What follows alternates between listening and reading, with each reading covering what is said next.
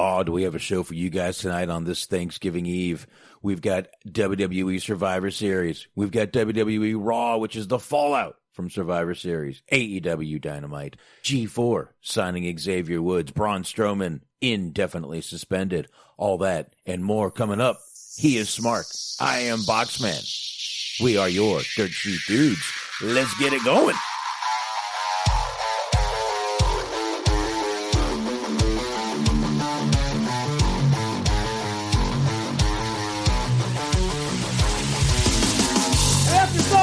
Done. You're gonna be taking freedom out of your fat asses all night long because you got fat asses. The only chance you have no chance. If you had a chance, if you could run lickety split, but you can't run because you're fat asses. Well, Ric Flair, you know what? I'm not a normal looking athlete myself.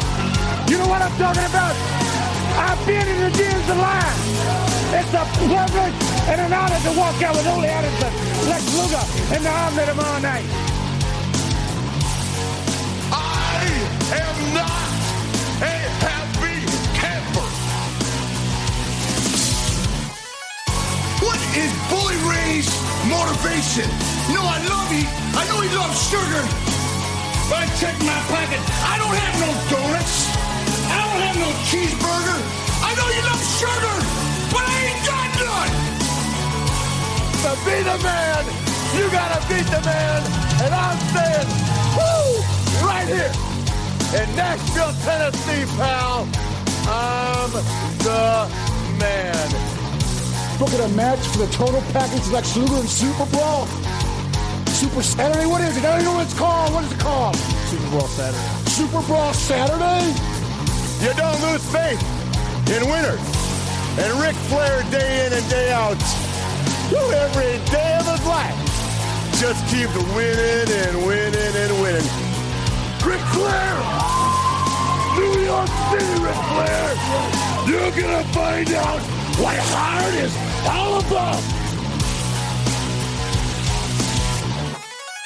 I do exactly what I want to do. You say I'm insane. I say thank you very much. Make a good lucha stick. I hate God! Hit the deck! Yes! We love your Scott Steiner! Today, woo, I've got the star and profile like never before. You guys talk about being students of the game. I am the game, JR.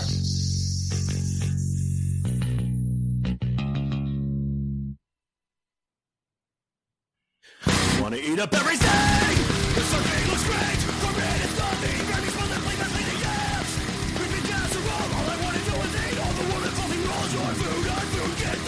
I'm not gonna leave the table till it's time to go to bed. My family, not football, it's all about the food. I smell from the kitchen, punch me in the mouth. All our friends, all our fam, all our kids.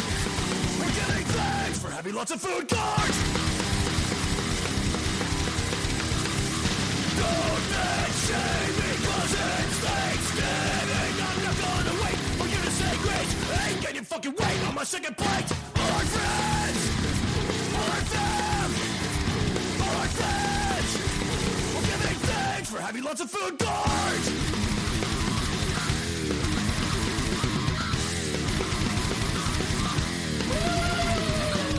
It's Thanksgiving. So have you ever asked yourself, is there Christmas or Thanksgiving metal music out there? There is. This is one of them here. This is the band name here is Psycho Stick. They're doing a Slipknot parody here, but good song, good little band. I've actually this isn't the first song I've heard of theirs. Check them out on YouTube. Definitely want to do that. Psycho Stick, one more time. Good little, like I said, nice little song there. What is up, Smark? Ooh, what's going on? I'm excited. We're going into the holidays, and I cannot wait. Oh, we are. We're going to the holidays. We got turkey to eat. That's right. Most places you go, we've already got Christmas decorations out. And yeah, get ready for that. I even get ready for every radio station playing Christmas music. But yes, this is the eve of Thanksgiving. Hopefully everybody's. We don't have too much for you tonight. We're not going to try not to keep you guys too long, and I think we're going to go ahead and just skip Friday. Let everybody enjoy the holiday. Yeah, that sounds about right. Yeah. Just let everybody enjoy the holiday, the night after Thanksgiving. So we'll be here tonight. We'll be back next Wednesday, doing it all over again. But there you go. I guess we can go ahead and knock out plugs real quick.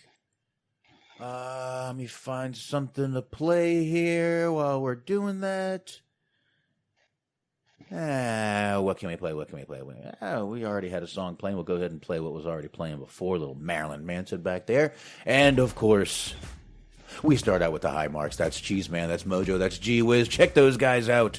Sundays, 8:30 p.m. Eastern Time on the MIT Network, 2 T's in MIT, right here, Mixer.com/Metal MIT Network. And, of course, Bobby Anthem and Bobby Blades. They are the Inhuman Experience. You subscribe, it is an experience. You will not be disappointed. Go ahead and check those guys out. All the usual podcast platforms. Unscripted Wrestling Podcast. Eric, Doug, Daniel, the whole cast of characters over there.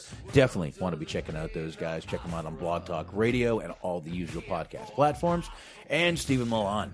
Definitely appreciate you sharing the show, sir.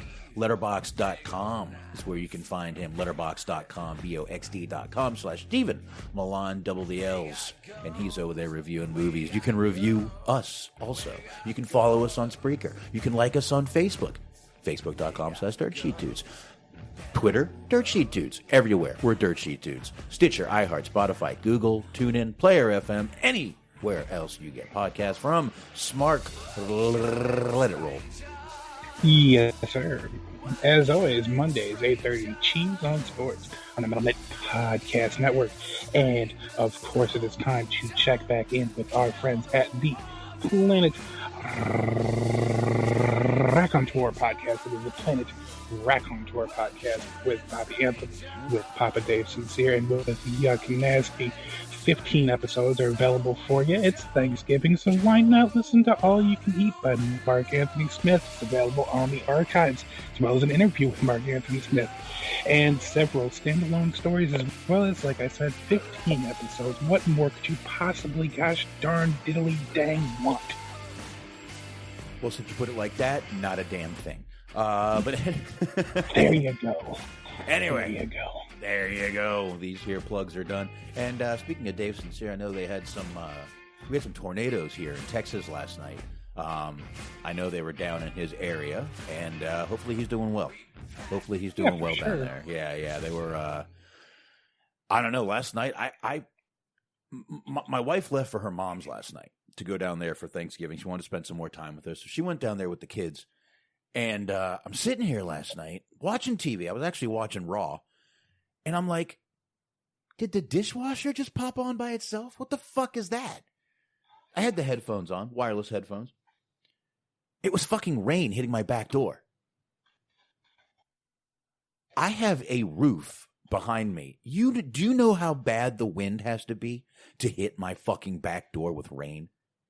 Right. Oh my God, dude. It was horrible. Horrible. We had some of those inflatable. My wife bought inflatable turkeys for our front yard. Don't judge me. Shut up.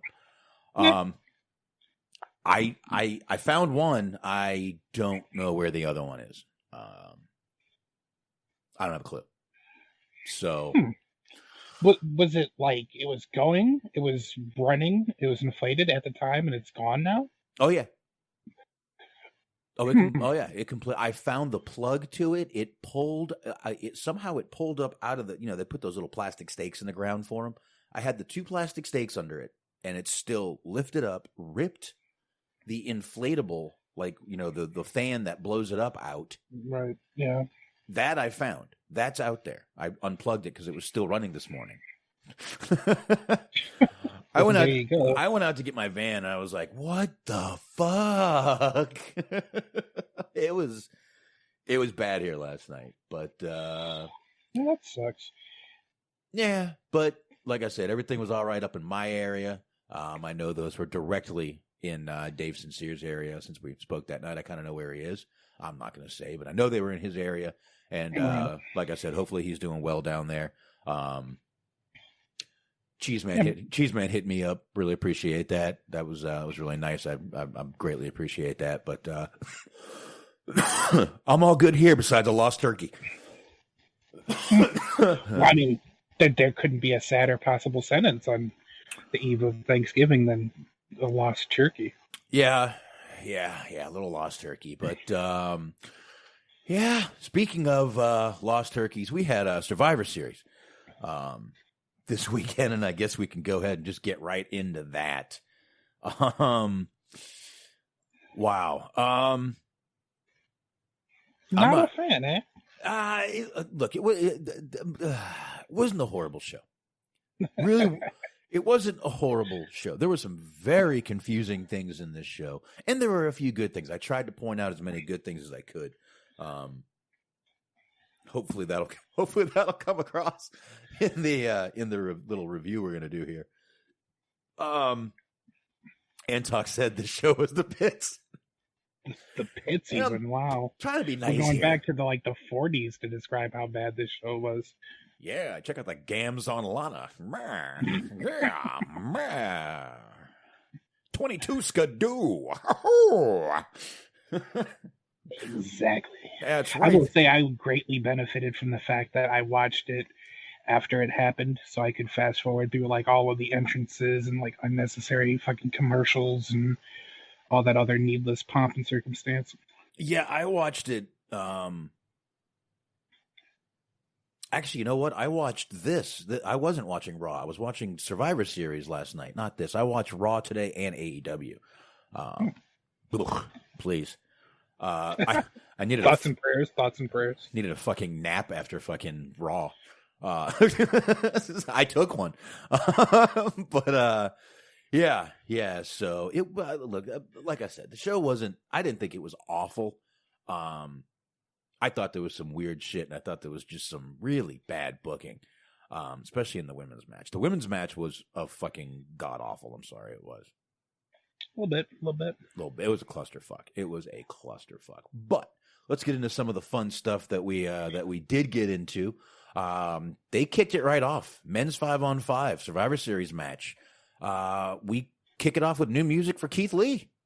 Yeah. Just me, or did that sound a little bit like AJ's music? No, I mean, for me, it sounded more just like he used to use, kind of a.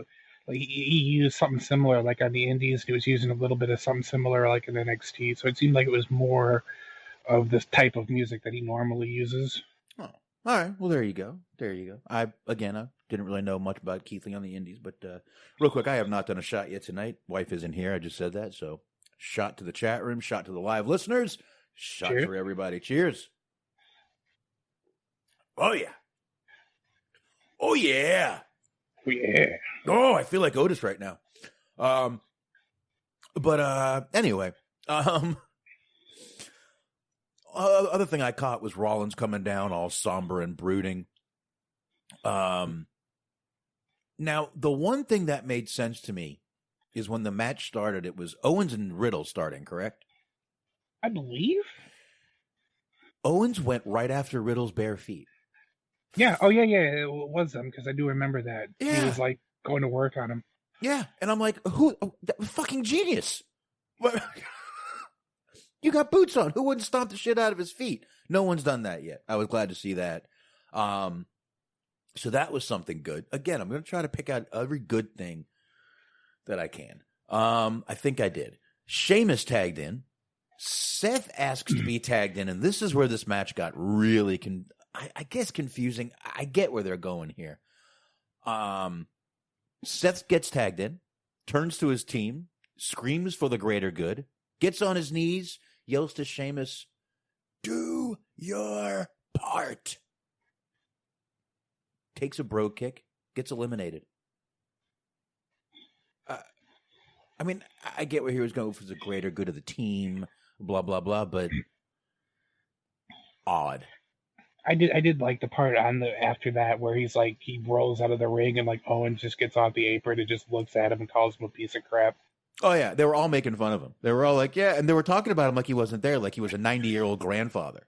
Mm-hmm. Yeah, he's just like laying there, like just writhing in pain, and they're just like, "This guy's a fucking douchebag." Yeah, he can't fucking hear us. Well, who cares? Turn off. Yeah, it was great. Turn off Pop's hearing aids, will you? So yeah. I mean, again, I get what they're doing, but it was really odd. It was strange booking. To me, I just thought it was weird. Let's see. We had AJ eliminate Kevin Owens. We had Riddle eliminate Corbin. Let's see. Who else did we have here? We had Keith Lee was a fucking beast in this match, by the way. Mm-hmm. He definitely was. He had a good showing. They really took two people in each of these 5-on-5 matches and made them beasts. It was Keith Lee in this match, and I got to say, it was Bianca Belair in the women's match. It was. Yeah. She was. She was the beast of that match until again, more bullshit we'll talk about in a few minutes here.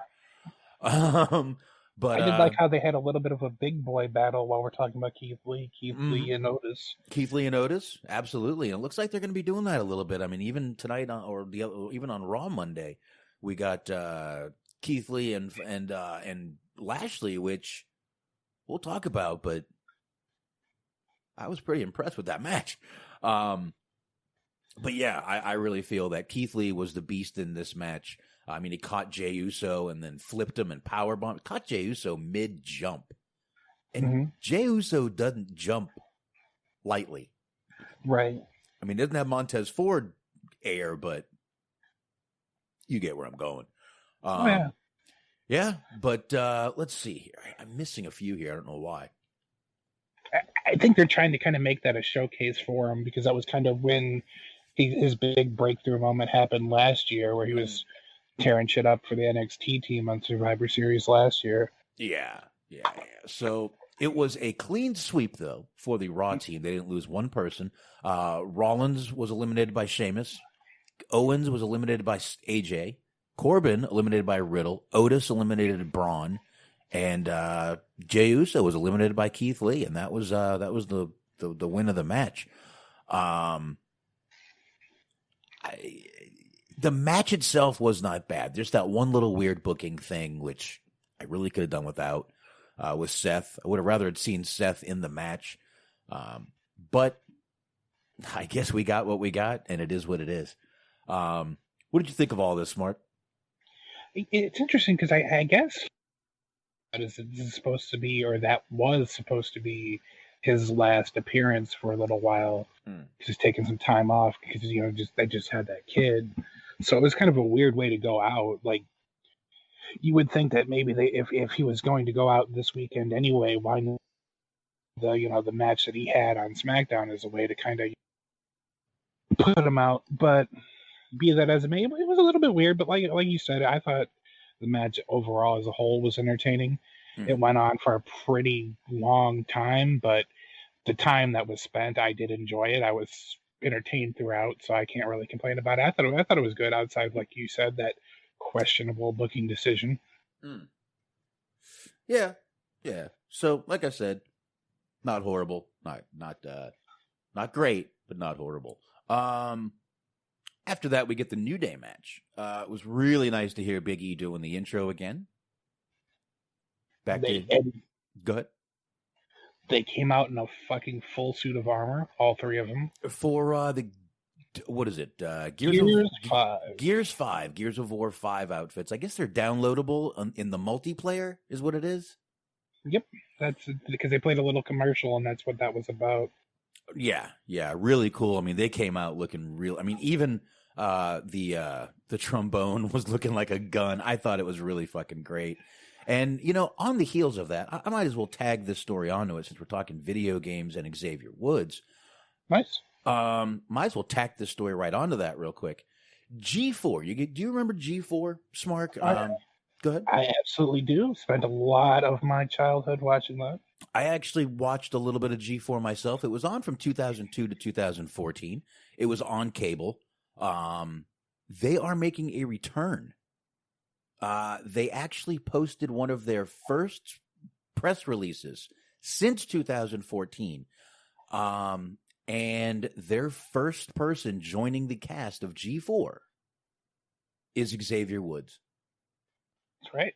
So that's very interesting. He campaigned very hard on Twitter. It's kind of cool to see that that ended up paying off for him. Yeah, and obviously this will be something, WWE is going to get their piece. Let's not all sit here and be, oh, this is a no. WWE is getting their piece of this. I know, they are. I know they are. Otherwise, he wouldn't be doing it.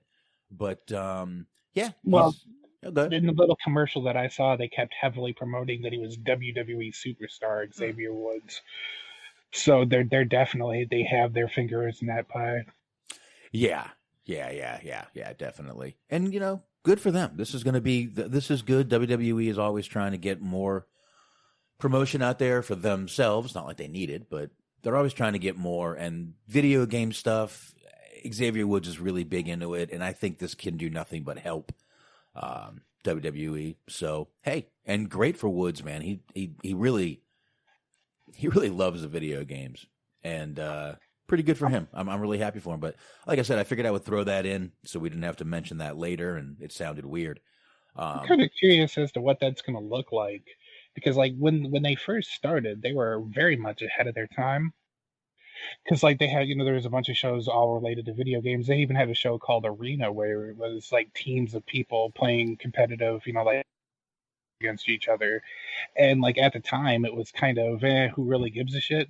But I mean, nowadays that brings in a lot of fucking views on like Twitch, and like there's even, on network television, I've seen people, like there's shows of competitive tournaments and shit. So like there's a real big market for that now. But I wonder if that market has gone elsewhere, and if they're going to actually like tune into G4 now, even though that there's so much other avenues like Twitch and YouTube and shit like that for it. So that's going to be I'm curious about that. Well, the smart thing they're doing, from what I can see, again, just from what I can see, is they are making announcements now, and they're coming back in 2021. Right. So they're building their fan base again, which they're going to have to do. And good. I think they will. I think nostalgia will get some people back to it right away. But, yeah, I'm definitely going to check it out. Yeah, but the more they keep advertising, and it looks, they start getting more people on there like this. I mean, the original cast was like Olivia Munn and a bunch of other people. It was famous actors on that show. So, good for him. And like I said, they're coming back in 2021. So they're going to be making a lot more announcements coming up soon, and we'll see what happens. But really cool of New Day to be in this game, and I thought it was awesome, the outfits they wore. They went up against the Street Profits, though. Good God, what a match! Street Profits weren't fucking around. I didn't see a lot of fucking around out of either one of them, Montez Ford especially. That was kind of the story that they were telling, though, is like they were ready to be serious, and New Day was obviously, at least not initially. Right. Yeah, you're right. And man, I loved this goddamn match. Street Profits were victorious. Fucking once again, Montez Ford damn near leaping off my screen every time he jumps. But awesome fucking match. This may have been my favorite match on the show. That seems like that was a general consensus. I'll definitely agree to that too. It seems like anybody that I've heard review the show has cited that as being their favorite match of the night. And I mean, it's kind of hard to argue. It was a really good match. Man, it was fast paced. It was hard hit. It was a really, really, really great match. And I would say needed right after that strange booking decision from the 5-on-5 Raw match. Plus, it felt like something was actually happening in this match. Like, it actually did feel like a little bit of a passing of the torch. And that was kind of cool to see, because really there wasn't any, there weren't any titles on the line. Yeah. Night. Yeah, like a passing of the torch from Raw to SmackDown. I see that. Well, just between like the, New Day sort of knighting them as being like the new hot tag team. Yeah, I like that. That's nice. I didn't even think about it like that, but you're right. That's exactly what it did come off like. Very nice. All right.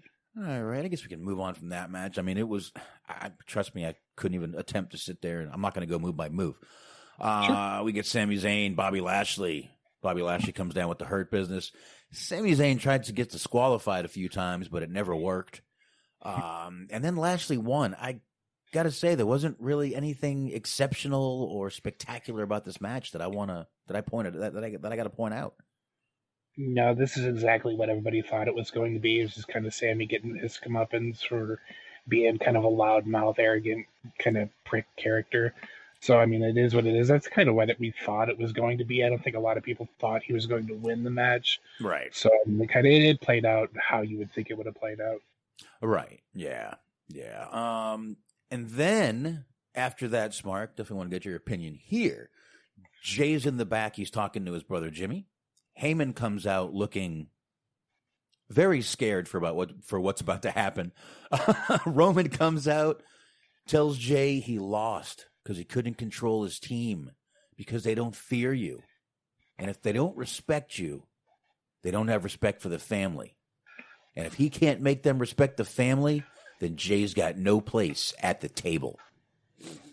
Kind of weird they're doing all this during Thanksgiving. It just kind of makes sense. Place at the table and all that shit.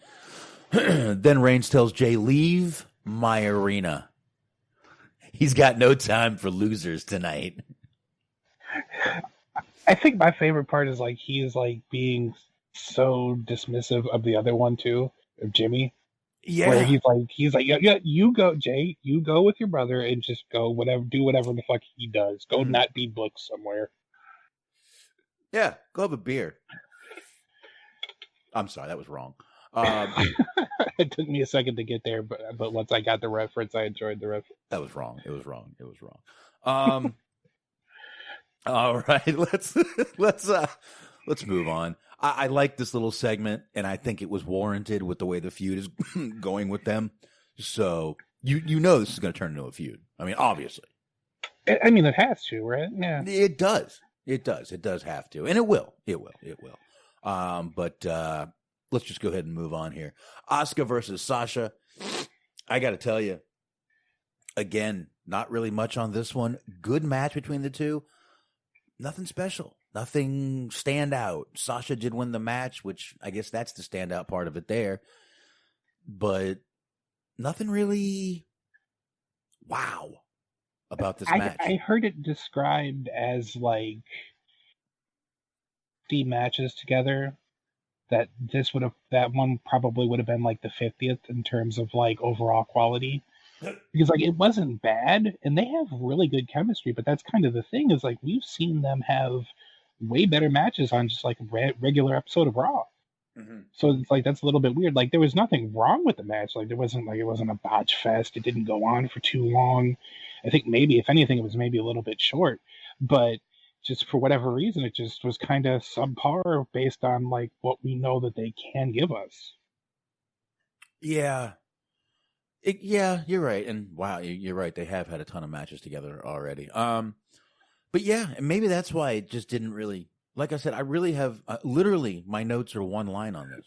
I read my notes to you, exactly the word for word. Asuka versus Sasha. Not much on this one. I mean, good match, nothing special. Sasha wins. That's my notes. And I think Dirk has a point here too, as he's saying, like part of the reason why it wasn't so special is because everybody knew Sasha was going to win. I think, yeah. I think so too. Yeah, I think they definitely had something to do because we both picked Sasha. Oh, I completely forgot our picks, but yeah. You're right. We did. And she had to win. It was just kind of the way the storyline was going. You're breaking up every now and then. Not as bad as usual, but that's why I shut my camera. Remember, move and don't breathe. We got a little segment with the gobbledygooker. Man, I brought up gobbledygook last week, and look what happens. We get the gobbledygooker this week. I know it's Thanksgiving week. It wasn't me. I'm joking. But I guess what happened, I guess we need to bring up the pre-show a little bit, Smark. I didn't watch the pre-show, but I saw this part on social media. Got the Battle Royal at the end of the pre-show. I didn't. I know Miz won, beating Dominic Mysterio. So, Yeah, that's all I know. But there was a little segment where they were all out there. R-Truth was out there on the pre-show panel, and the gobbledygooker came out and ended up pinning R-Truth to take the 24/7 title. So I guess we need to bring that up real quick. That's more context than I had going into it. I had no idea. I was like, did I miss something? Because like I said, I was skipping through like entrances. I was like, did I miss a point where fucking the gobbledygooker beat R-Truth? But it was on the pre-show. That makes sense that I didn't see it. But yeah, so apparently that happened, and then R-Truth got the title back. Yes, R-Truth did get See, there's a little bit more to it. Yeah, I'm sorry. Well, yeah. So jumped ahead. There was birdseed down on the floor. This was very Acme, if you know what I mean. This is very. They even mentioned the Roadrunner on commentary during the segment. They did, and Cole is like, "It's not like that," and fucking Corey is like, "It's exactly like that, you idiot." Because it was, yeah. It's exactly what it was. But yeah. So Tozawa pins the gobbledygooker. And then Truth comes in, pins Tozawa to get the title back. Truth is like a 530-time champion at this point, and I just like R-Truth. I can't shit on the guy. I was laughing because I watched. I didn't watch. I listened. I'm sorry.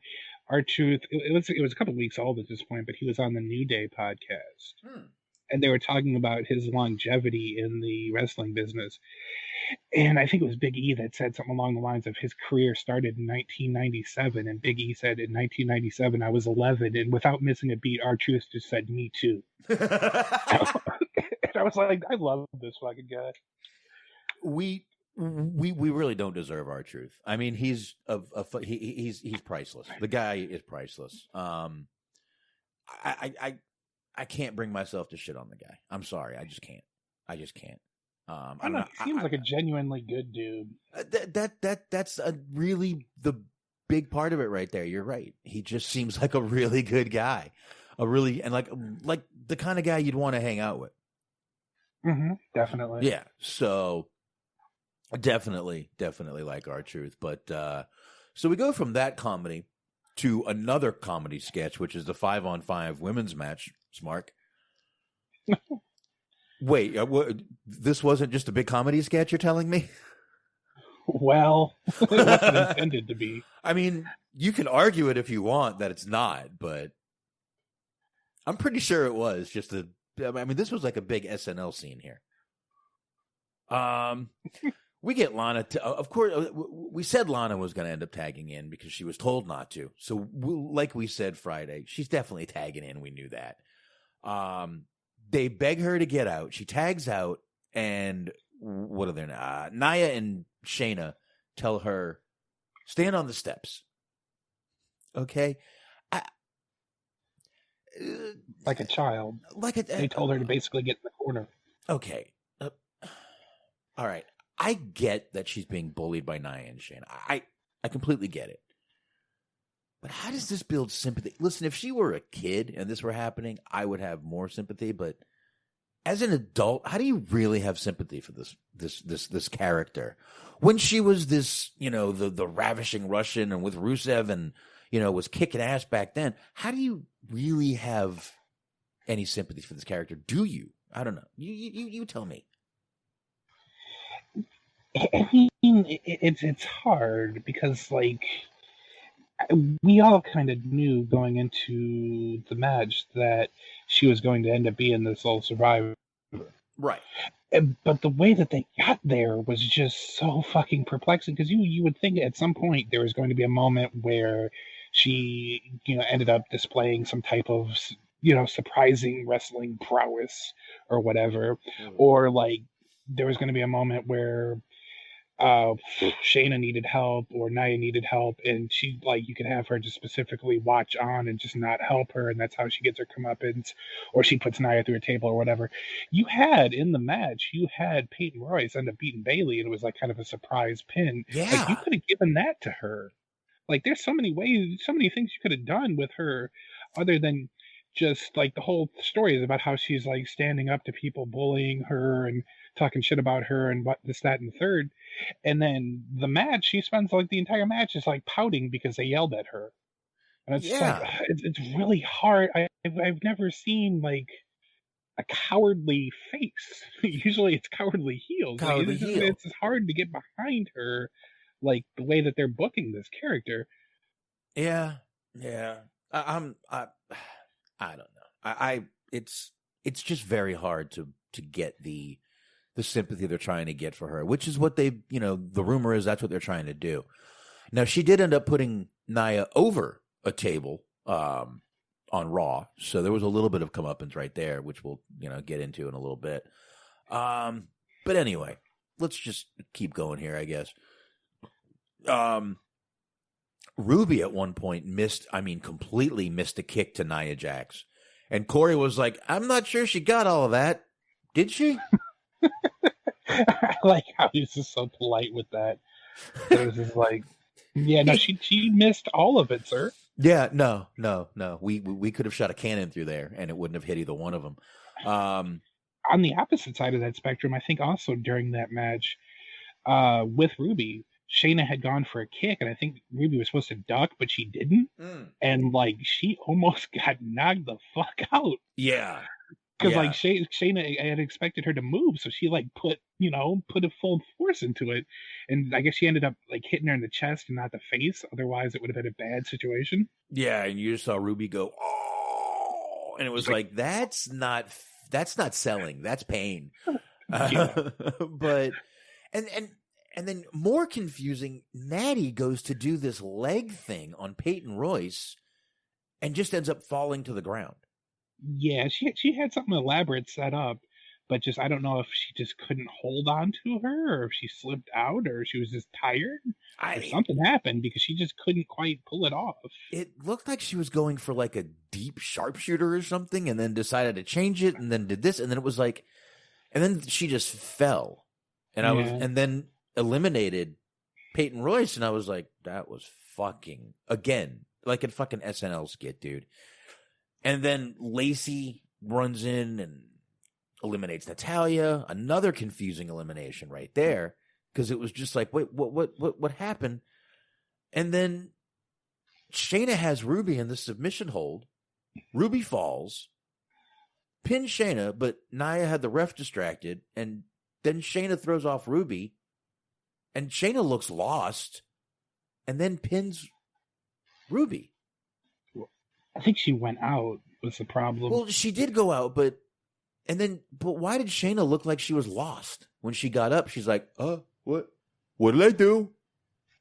It's possible. I didn't notice that part of it. I do know the spot you're talking about. I thought it was kind of cool because it was kind of creative how they ended up doing that, because it made Ruby look good, because it made it look like she was going to beat her, but then she just kind of got screwed out of the potential elimination, and then she ended up getting eliminated. But I didn't see that Shayna part, so that's kind of interesting. Yeah, so I can't really talk about that. Kind of reminded me of an old MMA Matt Hughes match. I forget who he was up against, but the guy had Matt Hughes Matt Hughes had him pinned against the cage. The guy had him in a guillotine. Matt Hughes fell to the ground, but when he did, he knocked out the other guy,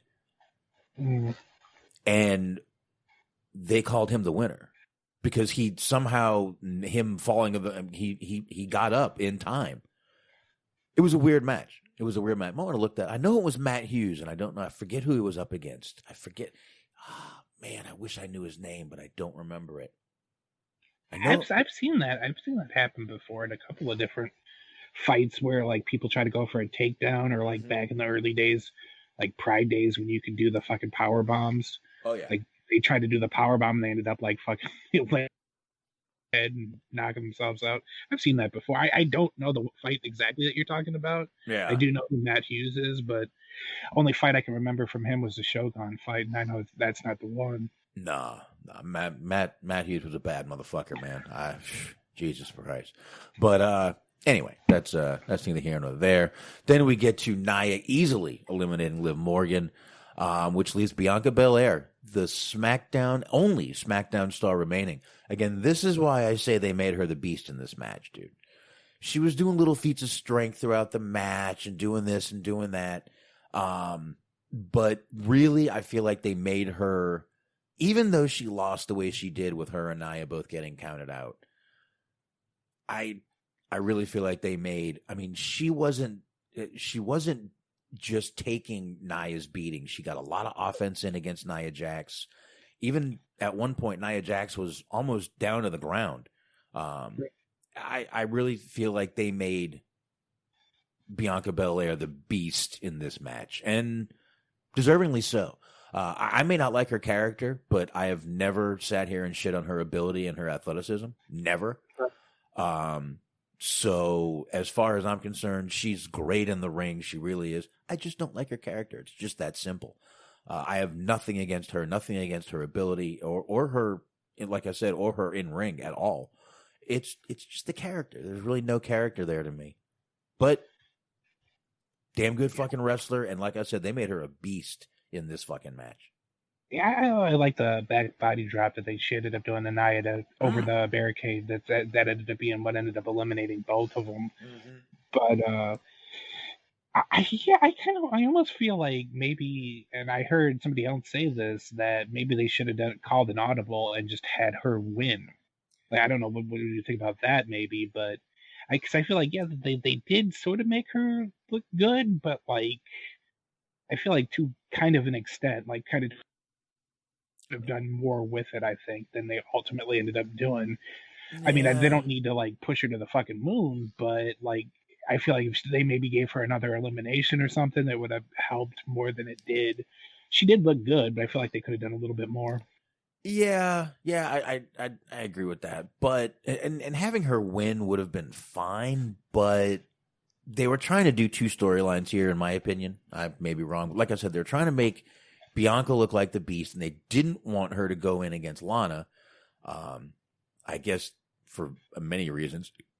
I think we saw why in that very, very, very, very short match we had on Raw, why they didn't want her going in against Lana. But I just, and they were also trying to tell the story that Lana, like we said, Lana was either going to get beat to hell, or she was going to be the sole survivor. So we had that part right, but I'm fine with the story they told here. I'm not crazy about the way they took out Bianca Belair, but then again, if they stuck with their plan and Lana went in and beat her, that would have been really bad for Bianca Belair. So what I think they did is they kind of took the easy way out here to make Bianca Belair still look strong and to still tell the Lana story. I mean, she was in there celebrating like Daniel Bryan, you know? Yeah. I think they wanted to tell both stories, but if I caught that Bianca Belair looked like a beast in this match, I'm sure someone else did. And but yeah, weird match though. Weird match. Yeah, definitely. Like I said, it was basically an SNL comedy skit. There was that one part where right when Shayna and Nia are reprimanding Lana, that you start hearing, and they kind of cut over to the SmackDown women's team, and they're all like high-fiving each other and posing, and they're like, "Oh, we're all friends here." Like, I did get a little bit of a laugh out of that. We're on one fucking page. Hell yeah! Yeah, look well, they're just so good for you. But all right. We got one more match, and then we have the retirement ceremony of Undertaker. Mm-hmm. Definitely want to get into that. There was some, I love who they brought out, and one goosebump moment for me, and I'm thinking probably a lot of people. But let's go ahead and get into this Roman Reigns versus Drew McIntyre match, which was the main event. Really good match between these two guys, first of all. I expected a little more shit-talking during the match. But it started going a little more as the match got as Reigns got most of the offense in this match. Drew got like explosive spurts every now and then. Hey, the table no-sold Reigns once. Did you see that? Yeah. Only once, though. He did it the second time. And listen, we're getting the Reigns we've wanted for years now. I know it's a little late and there's no fans, but I guess better late than never. Definitely. Because I'm really liking this Roman Reigns character, this heel Roman Reigns. I really am. I'm not crazy about the whole storyline, the place at the table, the tribal chief. Not really crazy about it, but I like this Roman Reigns that we're getting now. It's really a lot better than the smiling, suffering, succotash Roman Reigns that we were getting. So I'll take this any day. I mean, we're even getting Reigns doing low blows. You know, Superman punch, guillotines. Really fucking good match, though, man. Really good match. And Reigns won it by submission. Mm-hmm. It seemed like maybe I'm misreading this a little bit, that they like the whole sort of goal of the match, or the story that they were telling, was that Reigns is a little bit more of a powerhouse. He's a little bit better at he was a little stronger than Drew, but Drew's a little bit better of a wrestler. Yeah. Because there's a lot of, from what I noticed at least, there's a lot of Drew like using counters and, reversals and all kinds of stuff like that against Roman, and then Roman just kind of using his strength to get him to where he needed to be. Right. But yeah, it was a really solid match. Like, it was just like two guys just sort of beating the hell out of each other, which is, as we've said time and time again, the best possible way of entertaining us. It's just, go in there and just lay it on in and beat the hell out of each other, and that's what they did. Yeah. It was interesting. The end of the match was weird. Like Antox is saying, he groaned at the ref bump. I did too, man. It was, what was it? Drew hit the Claymore. Reigns flailed his arms like he was just shot with a fucking cannon, and the ref goes out. It was, and then another official comes down. McIntyre got up for like a minute and then just fell right down, basically collapsed, and the ref called the match. But right. Like I said, I expected a little more shit talking. I liked what we got, but I expected more, especially with Roman Reigns in the last match, just talking shit throughout the whole match. So, I don't know. But I did like it. Let's get to this retirement ceremony. Yes. We did have the retirement ceremony of The Undertaker on this show. It was the farewell, if you will. We'll see about that, of The Undertaker. We start out with Shane McMahon coming down. Then we get Big Show, JBL, Jeff Hardy. Had the Undertaker symbol painted on his face. Foley came down looking like Mick Foley. The Godfather himself. The Godwins, Savio Vega, Rikishi, Kevin Nash, Booker T, Shawn Michaels, Ric Flair, Triple H, and Kane, the only one in full gear. But I'm not sure if he didn't do that just because they were supposed to be like the Brothers of Destruction as Kane. I don't know. I don't know why they had to do that, to be honest. It did seem unnecessary that he was just in full gear. And at one point, you see Flair just like looking up and down with this big smile on his face, like he fucking did it. He actually did it. It was making me laugh. All the little introductions, it's like, yeah, Flair was definitely there for Flair. Like everybody else was there for the Undertaker, and like I can't like. What really caught me off guard was fucking Savio Vega. Like I couldn't in a million years, because like I heard the music and I was like, that's Savio Vega, and sure enough, it was. And for whatever reason, they decided to put over Los Boricuas, which, my God, they put them over more on commentary than they did the entire time they were fucking wrestling and during the Attitude Era. They fucking never won anything. But there you go. That was interesting. I don't really. I don't know what the kind of connection between him and the Undertaker is, but hey, fair enough. Well, they were telling little bits of the of why all the guys were down there, which I liked. I thought that was pretty cool. I didn't hear the one on Savio, to be honest with you, so I don't know. The video package they played was really good, though. We saw it on Raw also. We got Old Man Cena. Oh my God. Yeah, and Antox mentions BSK. I was surprised that Cole brought up BSK. Yeah, by name. By That's name, surprising. Bone Street Crew. I was like, my God, Cole? But he did. But yeah, we got the video package, and then we got Vince in the ring. Oof. I wanted to send you a message that was just like, no spoilers, but Vince looks like shit. Because no spoilers, but Vince did look like shit. Yeah. Vince did not look. Listen, I'm not going to sit here and be like, he should look better for his age. No, the man is in his 70s. Well, he's got the dyed hair that makes him look ridiculous. Like, you're not fooling anyone. Yeah, I know. I mean, but even outside of that, like, I hate to say it, but like, just start getting ready. Yeah. You know what I mean? Like, just start getting ready for it, because it. Ooh. I hate to say, I'm not wishing it, but he just did not look well. He really did. He looked like he was in bad condition. He looked like he was in bad shape. Man, listen, man, you're talking about a guy who they say doesn't sleep much, and he's probably still trying to keep that same pace going. And you know what, man? Eventually, it's got to stop. Listen, my dad turned 70 last Saturday, so I, I'm already starting to worry about him, and my dad doesn't want to slow down one bit, but. They've moved out to they're an hour and a half away now. They're an hour and 15 minutes, hour and 15 really.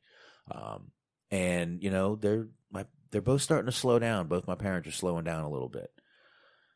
My dad doesn't want to admit it, and he'll be like, "Oh, I'm doing all this work at the farm." My mom's like, "No, he's doing 2 or 3 things coming in for 2 hours." Which he's 70 years old. He should be. But Vince is out there trying to run that same carny schedule they've been running for years. I know they're not traveling like they were. I get it. And that's probably, my God, that's probably great for Vince right now. He's getting a little break. But he's probably trying to keep up that work schedule, man, and it just can't happen.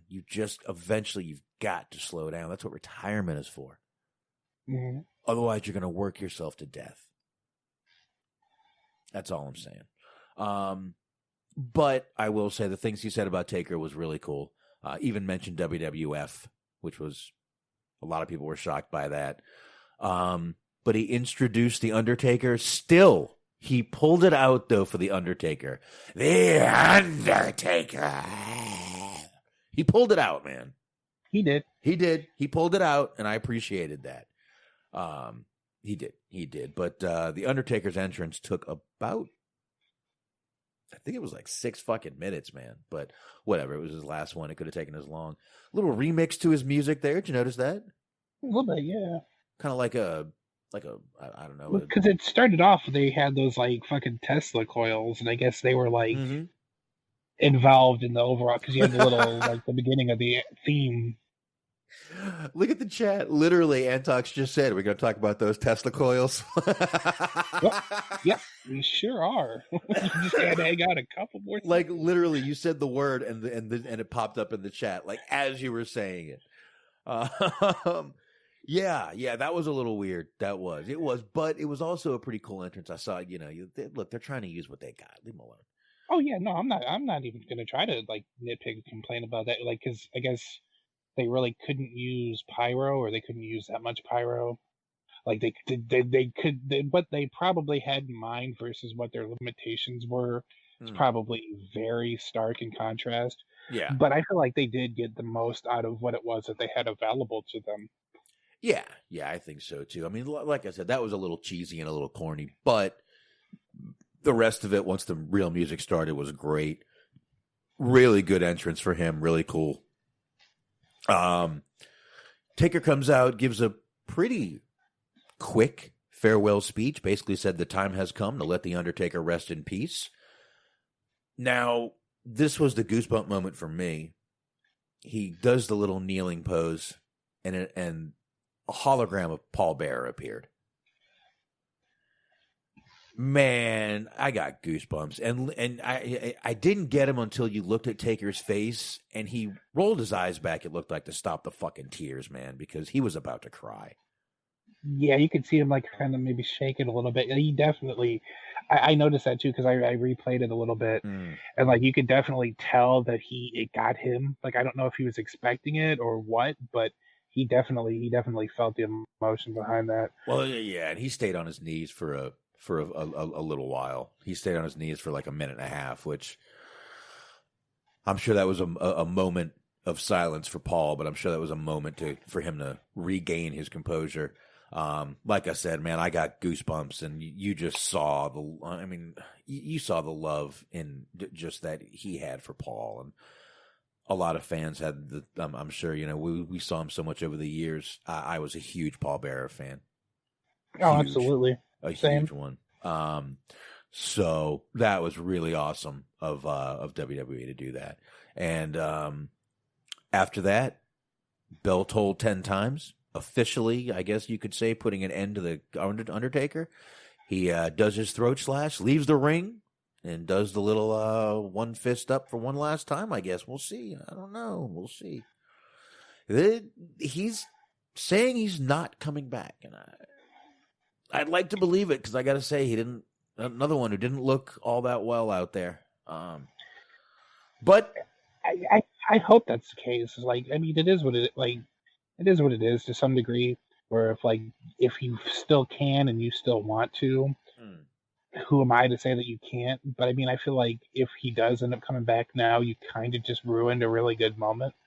But yeah, there's going to be opportunities for him to kind of take another sort of victory lap, because he's obviously going into the Hall of Fame, and they're obviously wait until there's people around, because that's going to be something that's going to sell tickets to get people into the Hall of Fame, pay to see it. So he'll get a chance to kind of do that whole speech in front of a crowd thing.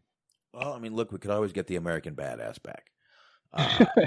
Fucking loophole. Just imagine, you're sitting there and we hear a fucking brum, fucking Harley start up, and it's the end of the Undertaker, but it's just the beginning of me, Mark Callis.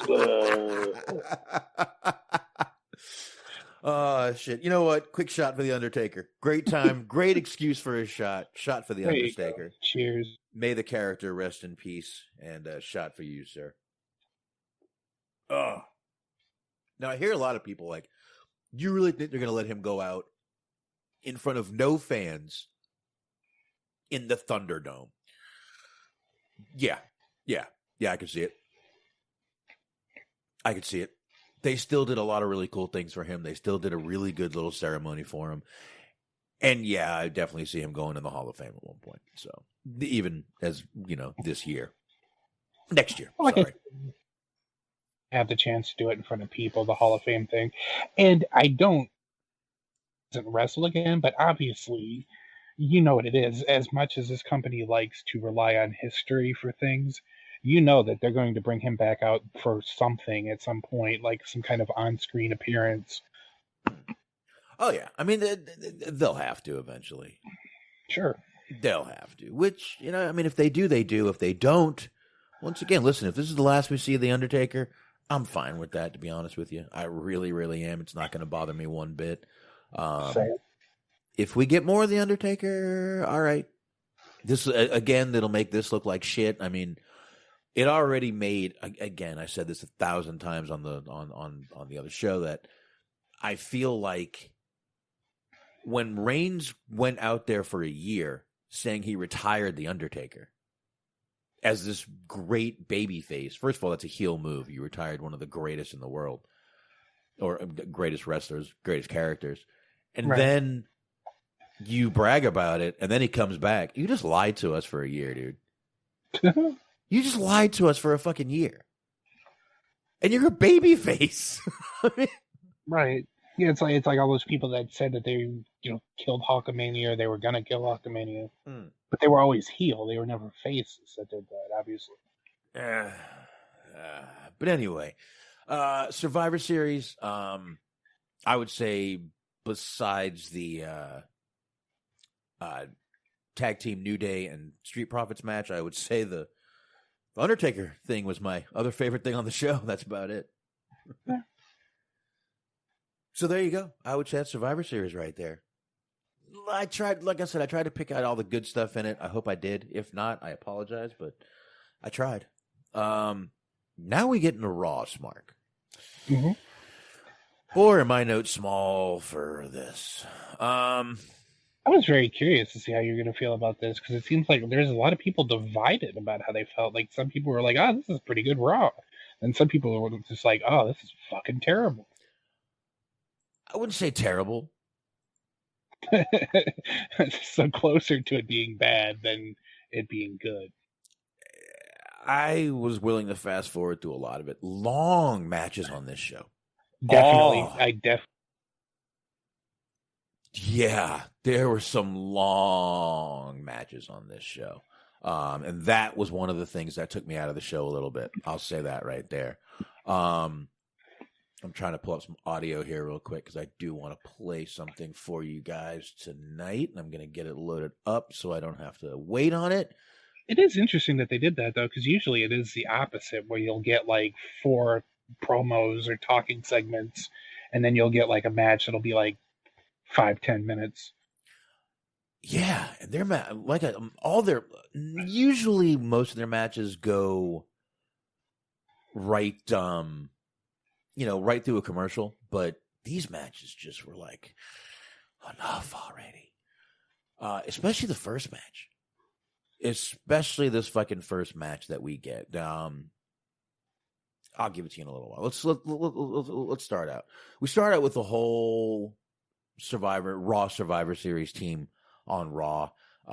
Pierce basically tells everyone each guy can, one at a time, tell us why you deserve a title shot. Which, why? Why? What? Seriously? What? Anyway. So they did. Riddle was hilarious in this, by the way. Riddle is like RVD times 2. Mm-hmm. He really, and I'm trust me, I know everyone's made that RVD reference, but he's better. He's better because he's funnier. A bit later on in the show, but I don't know if we'll get there. So he had my favorite line of, like, my favorite moment of the show, line of the night, whatever you want to look at it as. A little bit later on in the show, he's interacting with MVP. He calls MVP bro, who just immediately shakes it off and goes, "I'm not your bro." And then he starts to try to go back to what he's saying, and Riddle just goes, "Aww." And MVP has to stop talking so that he doesn't start laughing. I saw that MVP. He stammered MVP because of the, he caught him. You could tell he caught him. Yep, because after that, MVP stammered 2 more times. And I did want to talk about that. We will get to more of that. Yeah, that was, you know what? Fuck it. We'll just go ahead and jump around. Yeah, that was a great fucking part right there, though, man. Pitching pizza yogurt, brogurt, and fucking MVP is just sitting there looking at him like, wait, what? Oh my God, you're serious. It was a really, really good segment. Heavily needed on this show because this show is, like I said, long, drawn-out matches on this show, man. Long, drawn-out matches on this show. And it was a while before we got to the matches, which was even fucking worse. I mean, we had a match. No, we really didn't have a match. Here. No, it started off with the whole campaigning for why. Yeah. Exactly. And then we had Braun headbutt Pierce, which... Because he freaked out that Pierce said that he was last. Oh, so right. Fucking stupid. Last, he was like, last but not least. He was like, well, you said I'm last. I'm not last. It's like, no, really. You, like, factually, you are the last guy to speak, which maybe I should have said save the best for last. That might have been better. But we did get an article that Braun has been suspended indefinitely. I don't know if he's hurt or what's going on, but we'll see. Whatever. And then, attacking authority figures, you need to have a little bit of respect. I'm glad that they fucking brought the hammer down on this guy, this ne'er-do-well. Didn't they just fine Randy when he did it? Well, look, we heard the Orton promo from last week. He has a different set of standards applied to him, and he relishes it. Yeah, he would just take anger management classes and get it taken off anyway. Mm-hmm. Like so it's like rehab. It's like rehab. Fuck it, I'll do it. But anyway, so that was that whole part. And then we got a video package from earlier today, basically setting up the New Day and Cedric, New Day versus Cedric and Benjamin, the title match. basically, it was just. I mean, first of all, we get that match. I like the promo segment where you basically just have Kofi King, Dante Hicks from Clerks being like, "Oh, it's my day off. I'm not even supposed to be here." I know it's my day off, man. It's my day off. Yeah. And they try to challenge him. It's like, "Oh no, it's our day off."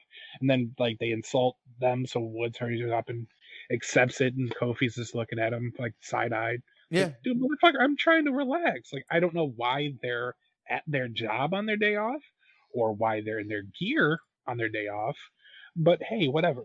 yeah. I mean, I didn't get all that either, but eventually Kofi just says, "Oh well, let's fight." Let's fight. Meanwhile, this match it hadn't even this match didn't go right now. Yeah, actually, yes, it did. It did, didn't it? Yeah, I think it was the first match. It did. This was the match. And I'm sorry. So it wasn't the first match I meant. That was too long. New Day at one point gets counted out of this match, though. And MVP restarts the match. When did MVP start fucking making matches and restarting matches? When did MVP become an official? Did I miss something? I think he took the Adam Pearce route. I guess Adam Pearce has knocked the fuck out. So, hey. I guess what happened, actually, according to the Observer, is that it was a botch. Like, apparently, Hurt Business are supposed to get into the ring, but they didn't, and the referees are, like, instructed to call it as a shoot. So right. The referee, it ended up being a double countout because they didn't get in the ring in time.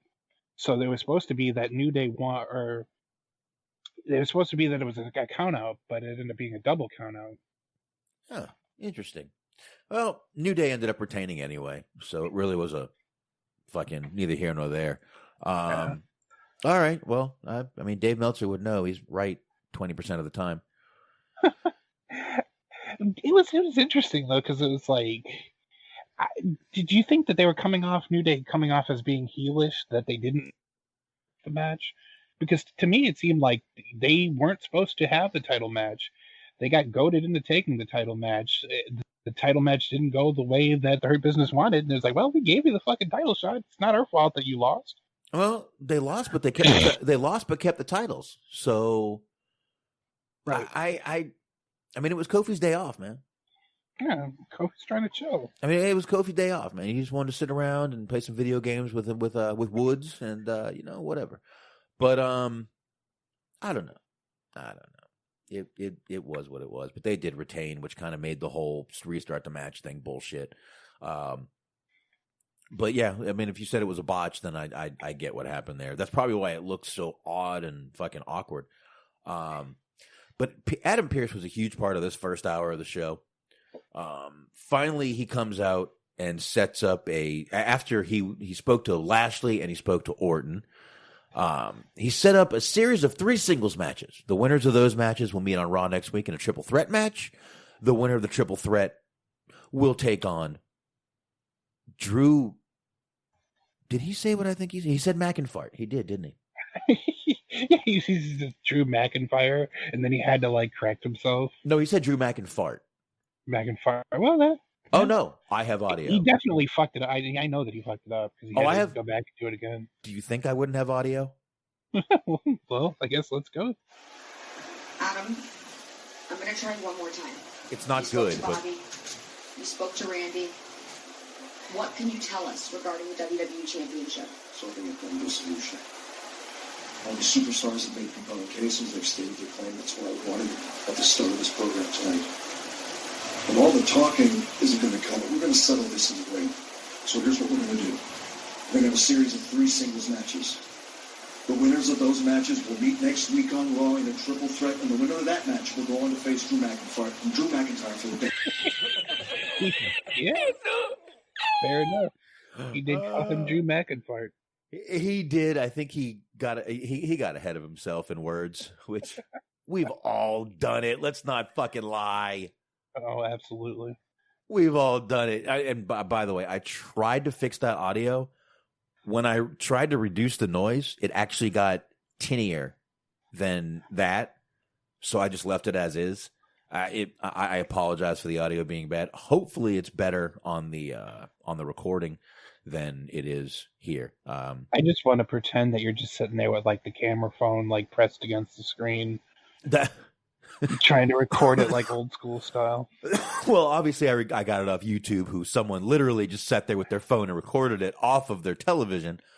But I tried to fix that noise, and the more I tried to fix it, the worse it got. So everything I tried just fucked it up even more. I actually spent most of the most of the main event of AEW trying to fix that audio. I kind of appreciate the fact that you put any effort into that. You're like, I want this fart joke to come in crystal clear. It was the way it's coming through my headphones. It's literally, it's like loud, but I don't know. The background noise was killing me. Anyway, yeah, it happens. I tried. I'm sorry. Hopefully, it comes over better on the recording, but we'll work that out later. So obviously the winner will take on Drew McIntyre, and at the Summerfest. I think he put, because the next word was 4. We'll take on Drew McIntyre for the WWE. So he obviously just got ahead of himself, and meanwhile we got some great memes out of it. I was gonna say I could see this becoming like a Jeff Harvey situation. Yeah. Again, something needed on Raw. A little bit of actual unscripted comedy. Yeah.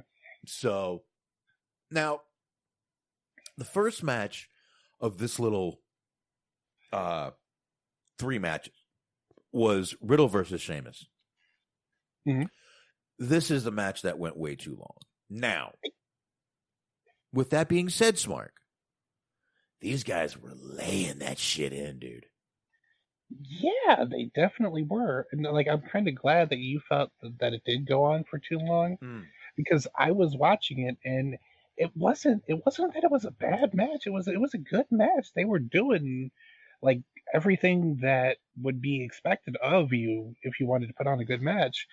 But for some reason, it just wasn't connecting with me. Like, I know I'm definitely in the minority on this one, because like it seems like I heard Talk About Raw was saying that this was like their favorite match of the show, and like I could see how they would get there, but just for whatever reason, it just wasn't clicking. Yeah, I'm not sure about all that, but I as hard as they were hitting, I feel like this match being shorter would have actually benefited it. Because Riddle at one point was locked in that heel hook and started kicking the shit out of Sheamus, and he wasn't slapping his leg. He was hitting Sheamus in the chest with his foot. I mean, these two guys, like I said, the match may have gone too long, but these guys were fucking laying that shit in hard. And I think it actually would have been better to shorten the match. At one point, Sheamus goes for the bro kick. Riddle tries to stand up and just collapses before he hits it. Which I actually thought that was cool if they sold that as being like a tactical decision. Where it's like he knew it was coming, so instead of taking it, he just fell forward. I wouldn't mind if they actually brought that up in a promo, honestly. Yeah. I wouldn't mind. I love that Sacha Baron Corbin calls him anus instead of Sheamus.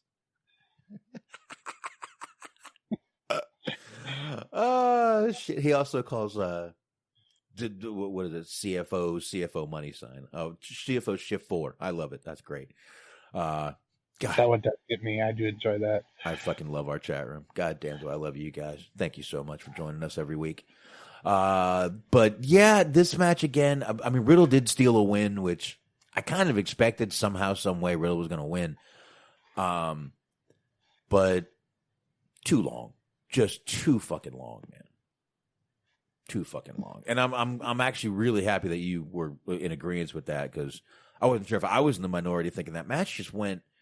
I mean, it only went through one commercial break, but man, it did just feel like it was going on forever. And that's the thing. It's like, it wasn't bad. Like, it's a weird thing.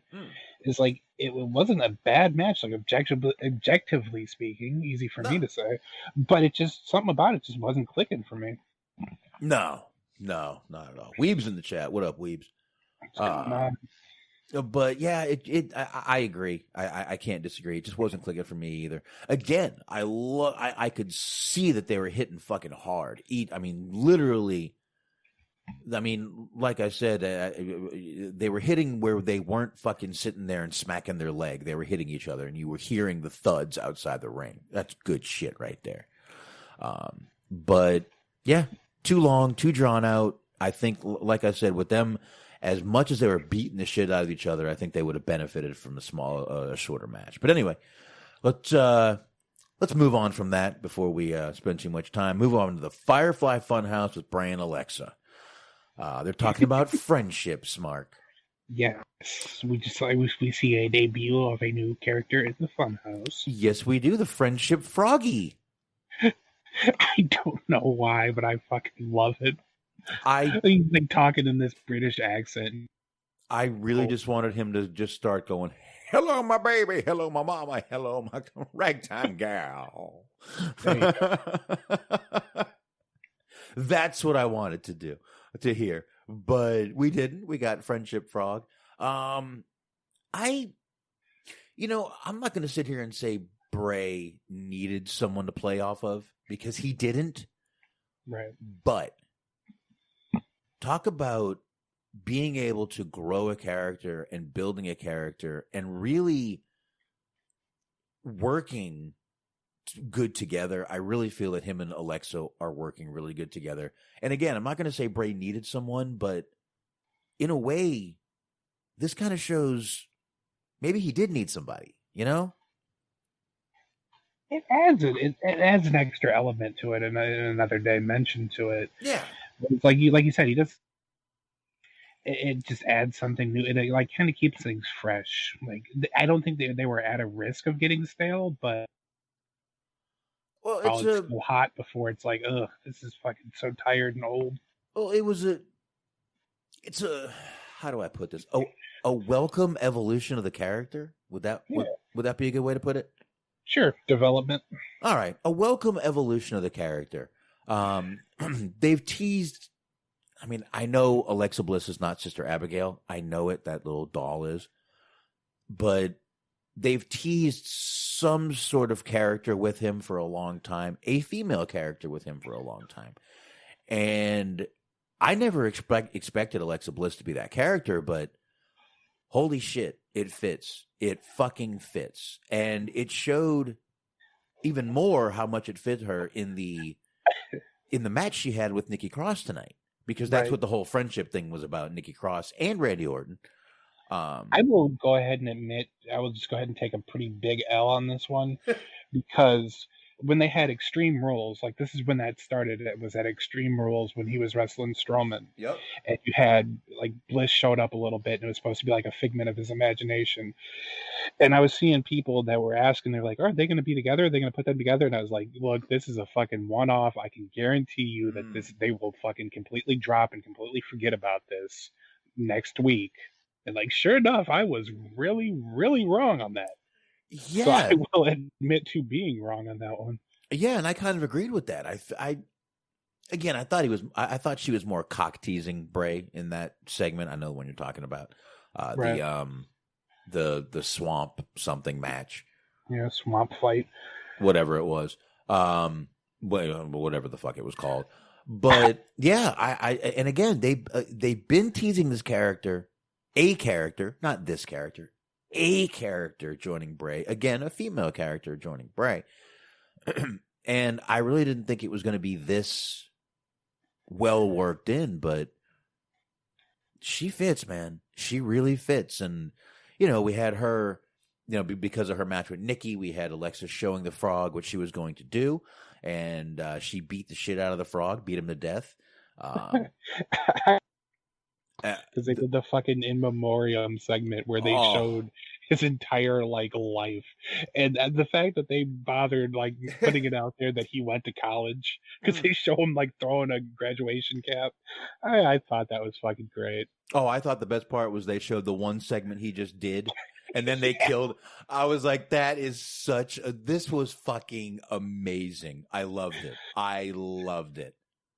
It was so stupid, but it was stupid like in a way that I can appreciate and enjoy. It was.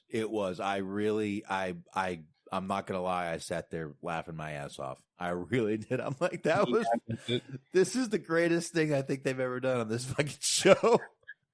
And then they cut to him at the very end being like sad for a couple seconds, and they're like, "Oh, shit happens." Well, yeah, and then Bray makes a joke, kind of sad. He croaked. Get it? They start laughing. I was sad. I was a little bit disappointed that they didn't add like a crowd clapping sound effect to it. Yeah, like this brilliant joke. Like you just cue the fake laughs and the fake applause. Yeah. That you really could have used a little ribbit behind them. But anyway, that was a good segment. I like I said, I really feel that these guys that they're doing very well in these segments.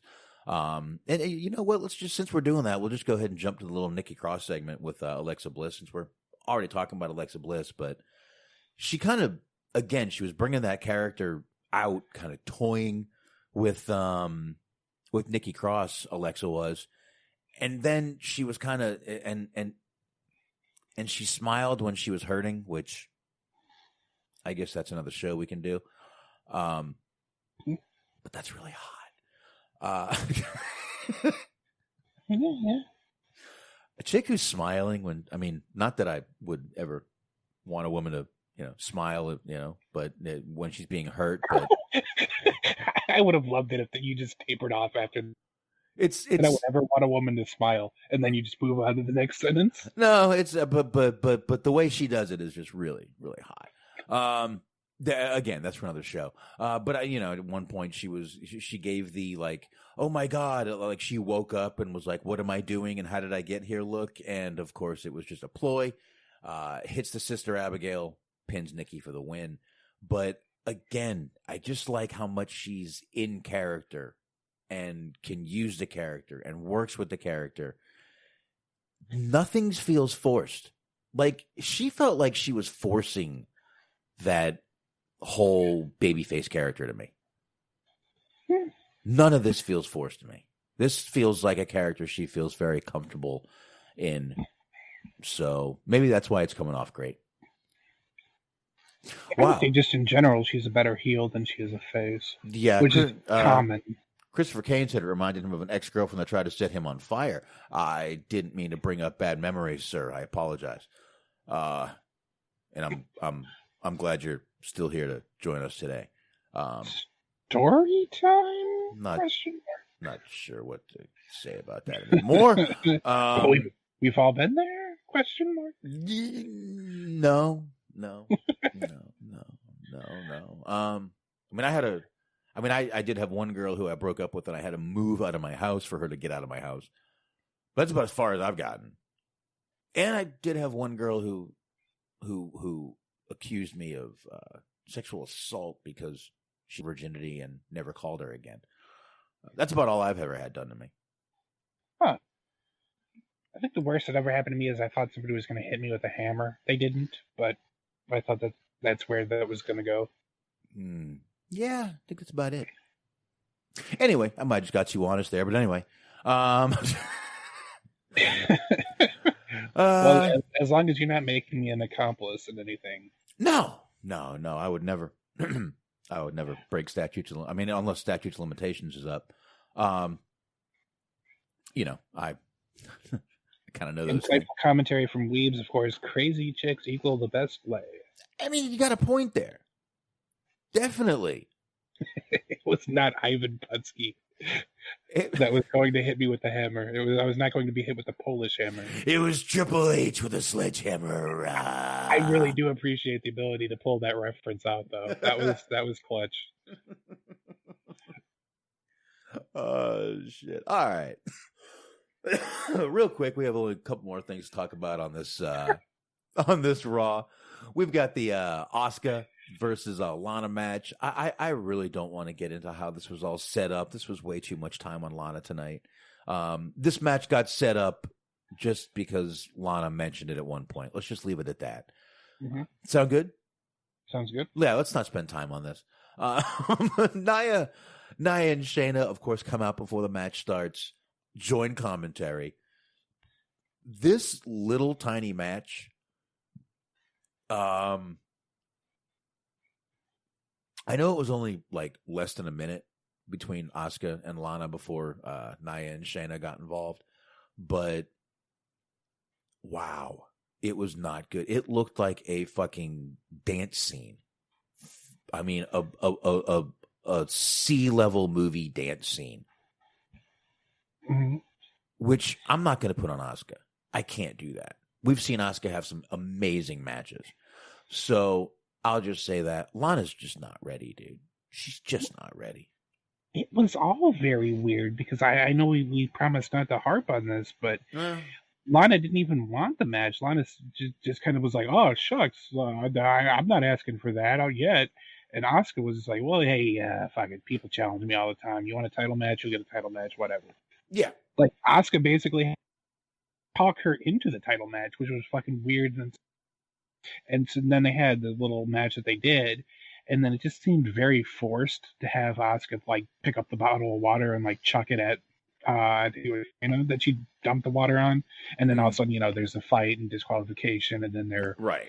Her and Lana are teaming up against them. It just that whole thing seemed very forced. And then, like I said, you had her like kind of hit a move and then run off. Like, you have a cowardly face. I don't know how that works, and I don't know how that helps get her over. Nah, I really don't know. And you just pretty much brought up all my points of the match. Now, the only point I have in this is you see the bullying is continuing in this match. Now we all know the WWE formula for people getting bullied, right? Right, Smart?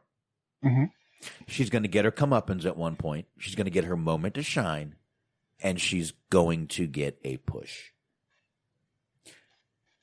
I don't think it's going to last long because I just don't think she's got the ability.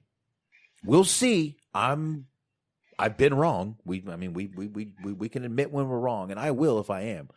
I don't think I am here, but I don't think she has the wrestling ability, and then as a character, it's like somebody brought up. I think it might have been Brian Zane of Wrestling with Regret, but like she last like up until like a month ago, she had just been fucking terrible to everybody. Like, she was a heel and she was being like really mean and like, to all these people, and was just like super arrogant and narcissistic and all this shit.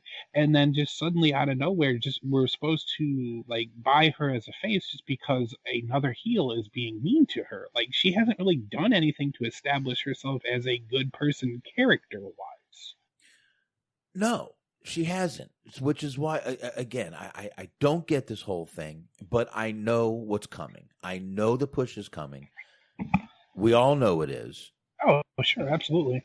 Did you, I can you, but she talked about, they did a chronicle on her, and I did not watch the chronicle on her, but there was an excerpt of basically just her talking about how she's had to deal with people online and how they've treated her.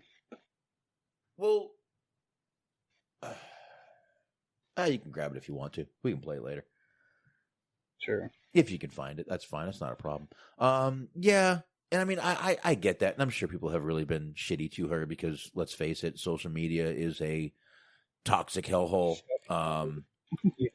I am actively trying to comment less and less on things. And it's just so toxic right now. And it's even worse right now. I'll tell you the truth. It's worse. It's worse. I just don't even want to fucking deal with it. Honestly, I mean, let me get my messenger loaded up on this top computer here. I don't have it loaded up. I agree with you though. Yeah, I mean, for everybody, like, I mean, I can only imagine like what it's like to be at the level that somebody like that is, where you have a lot of followers or friends or whatever it is on the various social media platforms, because like, just like you were saying, just you and I, just like kind of random ordinary people, like the shit that we see and the shit that we put up with and hear is like fucking in and of its own, it's crazy enough. It's like, I personally haven't I only use Facebook for Messenger to kind of about what we're going to do. Right. I don't really even use Twitter anymore. Like, I'm basically off that train. And for that very reason, it's just a fucking cesspool. It's a fucking shithole for anybody. Yeah. So when you have so many people reaching out to you, or so many people that have access to you, like, I can only imagine how shitty that's going to be. Yeah, I mean, I use Facebook mainly. I post on the DSD. I mean, anyone who follows my actual David Richardson account, that's my name. If you do want to, by any chance, follow my, go ahead and follow me. That's fine. You can friend me. I'll friend you back. I don't give a shit. But I don't post much. I really just post on the Dirt Sheet Dudes, which that's the one you should really follow. Facebook.com/Dirt Sheet Dudes. Bam! Plug that shit. And Twitter, I mean, listen, Stephen Milan shares us all the time on Twitter, and really appreciate it. But I don't go on there much. I just don't. I really don't. I don't go on. I just don't. Facebook for me is just to scroll through and look at shit. Mainly, right. I'll comment sometimes when, like I said, there's times I just can't control myself, and I've gotten better at it over the past month. But it's just a cesspool of bullshit and mostly lies. Listen, we can sit there and say we know the fact is this, the fact is that. The fact is we know what the media tells us, and that's it. That's right. The fact. We don't really know what's going on behind the scenes. We don't really know what's going on anywhere else. We just know we know what we're fed, and that's all. I do want to bitch a little bit, and it's not of a political nature, but it's kind of been an upsurge in COVID lately.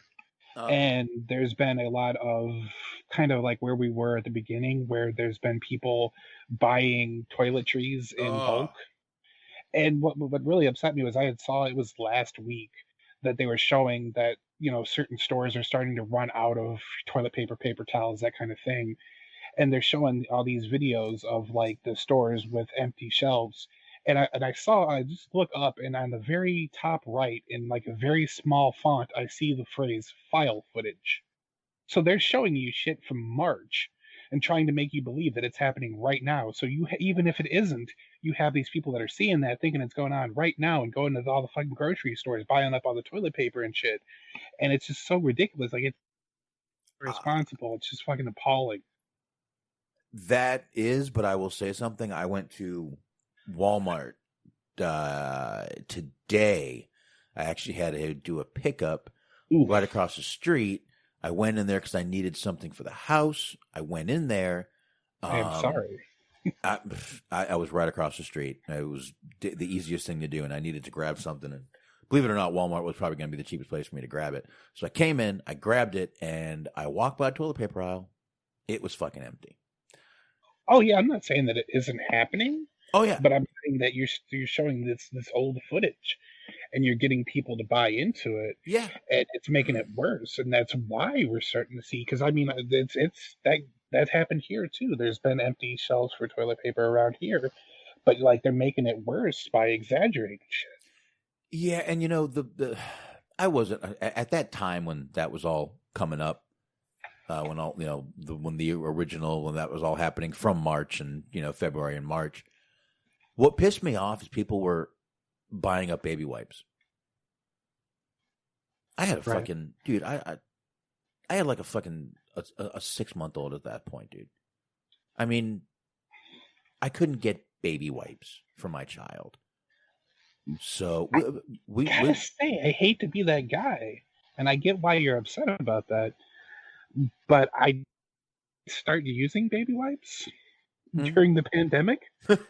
And it's the way to go. Like, I mean, not the entire. I would recommend using toilet paper first, and then kind of hitting it off as a finishing touch. But it feels nice. I'm not gonna lie. I like them. They're not bad. They're really not rated to be flushed. I don't think. You might want to check if they're rated for that. But I've said before, I'm also one. If I shit, I shower. So. Right. Well, I feel like it makes you feel cleaner if you use it versus just using regular toilet paper. Wipe wall. Oh yeah. I mean, it just feels like you just took a hose and shoved it right up there and cleaned it out sometimes. But But my apology was basically just the idea of you having to go to any store on the day before Thanksgiving, because got to imagine it had to been a fucking madhouse. That actually wasn't. See, I went I went at lunchtime, so it wasn't that bad. It was the only minute I had, and I was in the truck, so I had no choice. But I needed to get this, and like I said, my wife's not home, so I had to do what I had to do. But I don't know. I'm not a huge Walmart fan, but I'll go when I gotta go.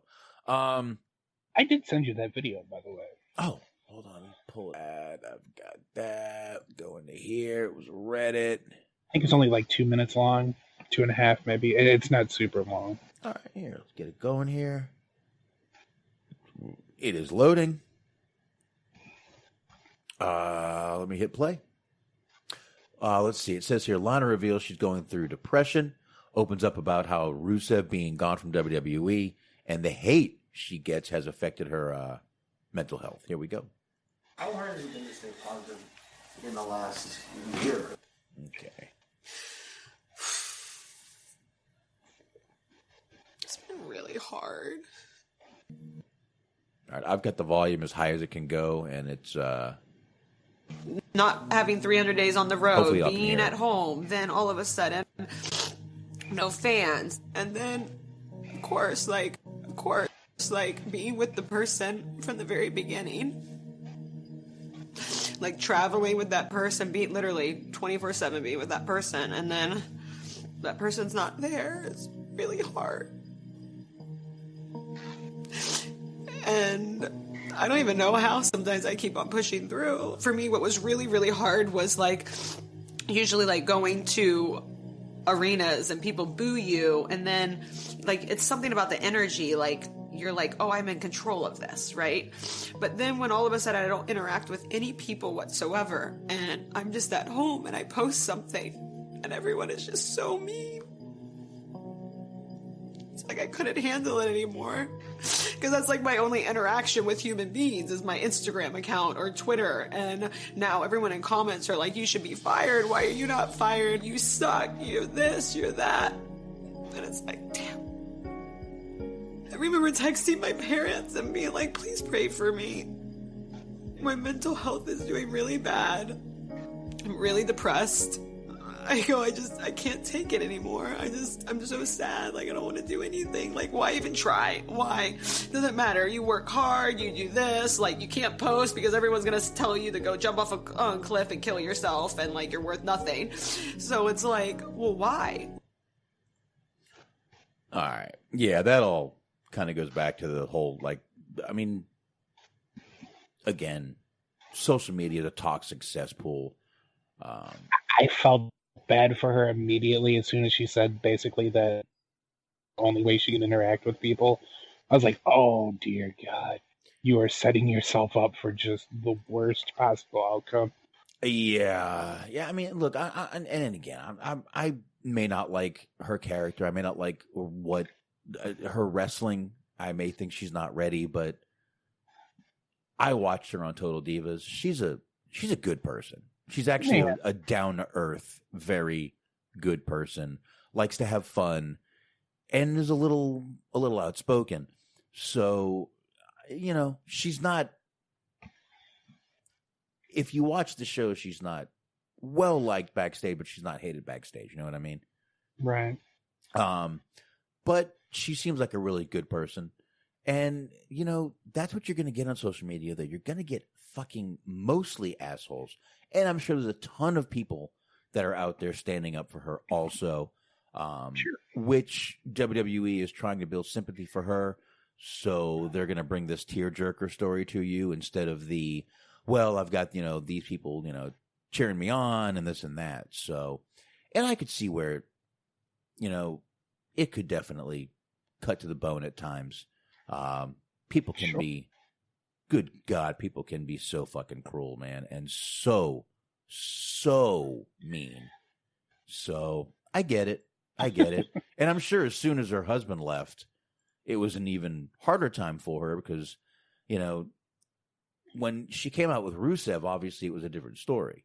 Right. People were cheering him on, and I'm sure she still got some hate back then. I'm sure she did. Oh, you don't belong with him. He's so much more talented than you. I'm sure that all was out there. I've never looked at her Twitter, but or even like just the reports of like trying to split them up and try to be like, oh well, you can do better than that and do better than that. Yeah, but I really feel this is a. I hate to put WWE in that boat of trying to just gain sympathy by doing a piece like this, but I'm not going to put it past them. Yeah, I could see that. I could see how it could be kind of exploitive. Like, I sincerely believe it feels this way because, like, we've heard the promos. We know that she's not that good of an actress to pull this shit off.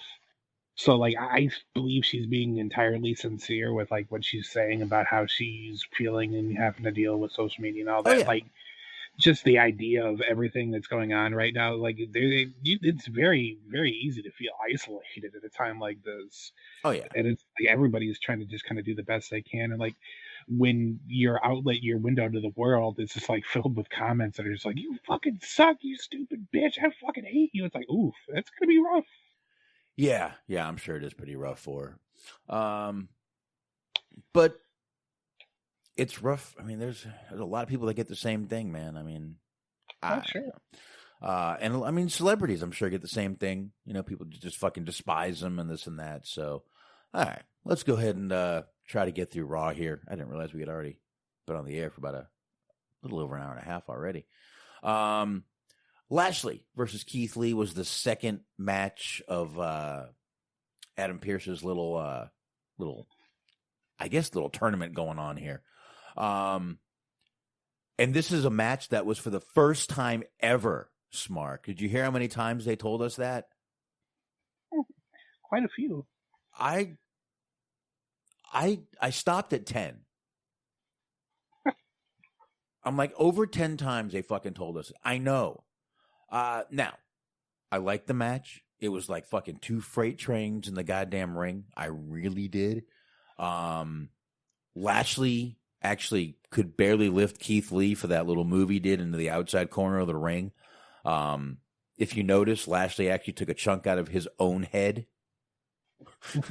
instead of doing any damage to Keith Lee.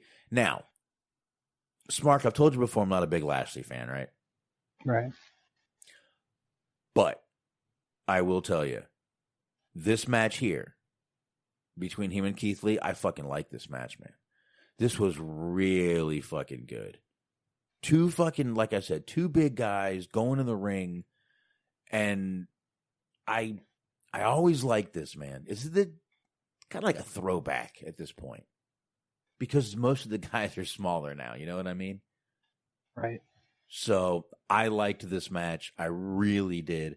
Lashley couldn't even get the Hurt Locker on Keith Lee at one point because he's just too big of a fucking guy.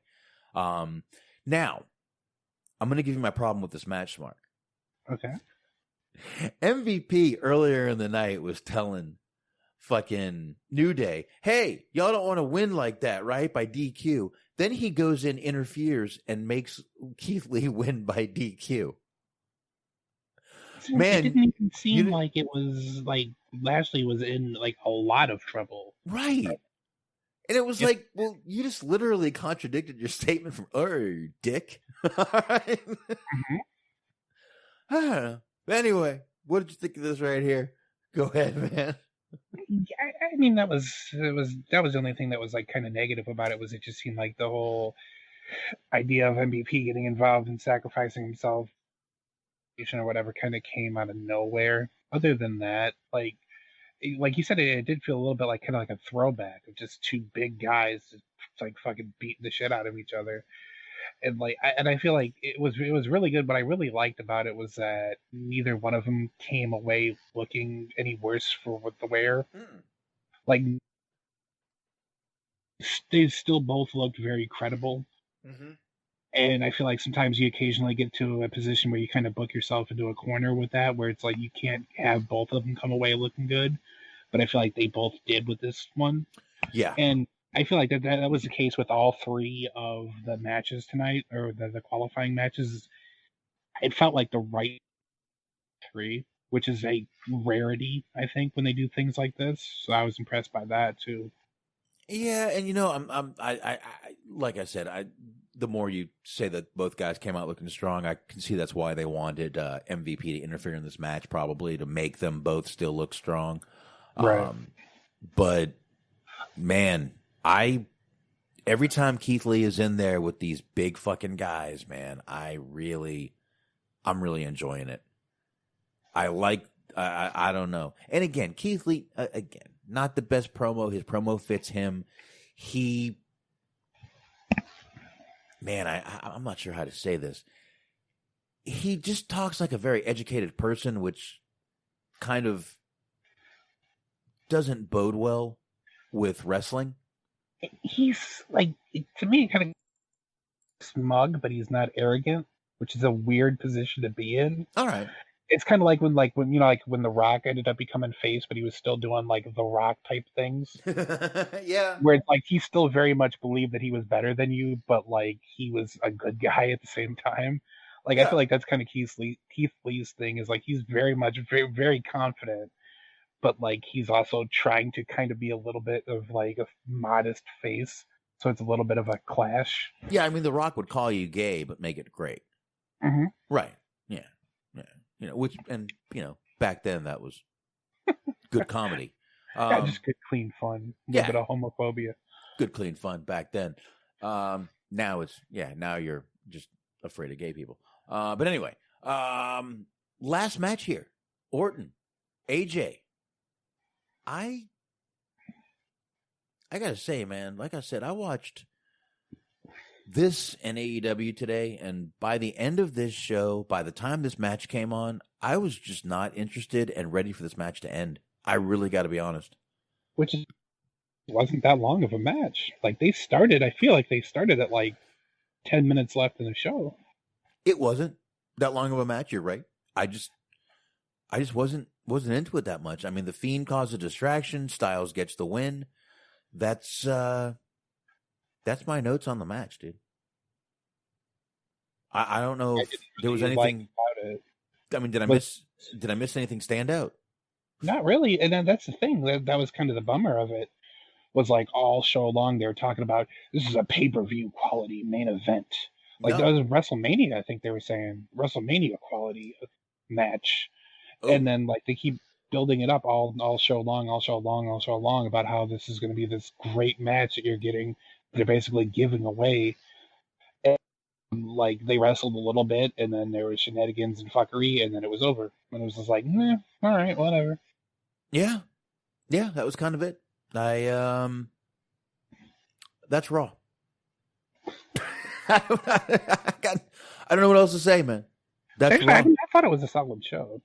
Like it helps that I watched it Monday or Tuesday, I think. Yeah, I watched it Tuesday. It's better when you don't like try to shoehorn them in. Sometimes you have to. Well, but like I said, I was sick Monday, right. So I told you off air that I was sick Monday, so I had to kind of adjust my schedule. I usually watch Raw on Tuesdays, but I ended up watching Survivor Series on Tuesday, and then I was gonna watch Raw last night, and I'm like, after Survivor Series, I just can't do it. Right. I just can't do it. I just couldn't. I ended up watching. I restarted NYPD Blue. But of course, season 1, baby, I'm back on it. So I ended up restarting. Listen, while Hulu has that show, I'm taking advantage of it. Oh, please take advantage of it, because I got fucking so happy that Netflix decided that they were going to start streaming Chappelle's show. I watched like the first.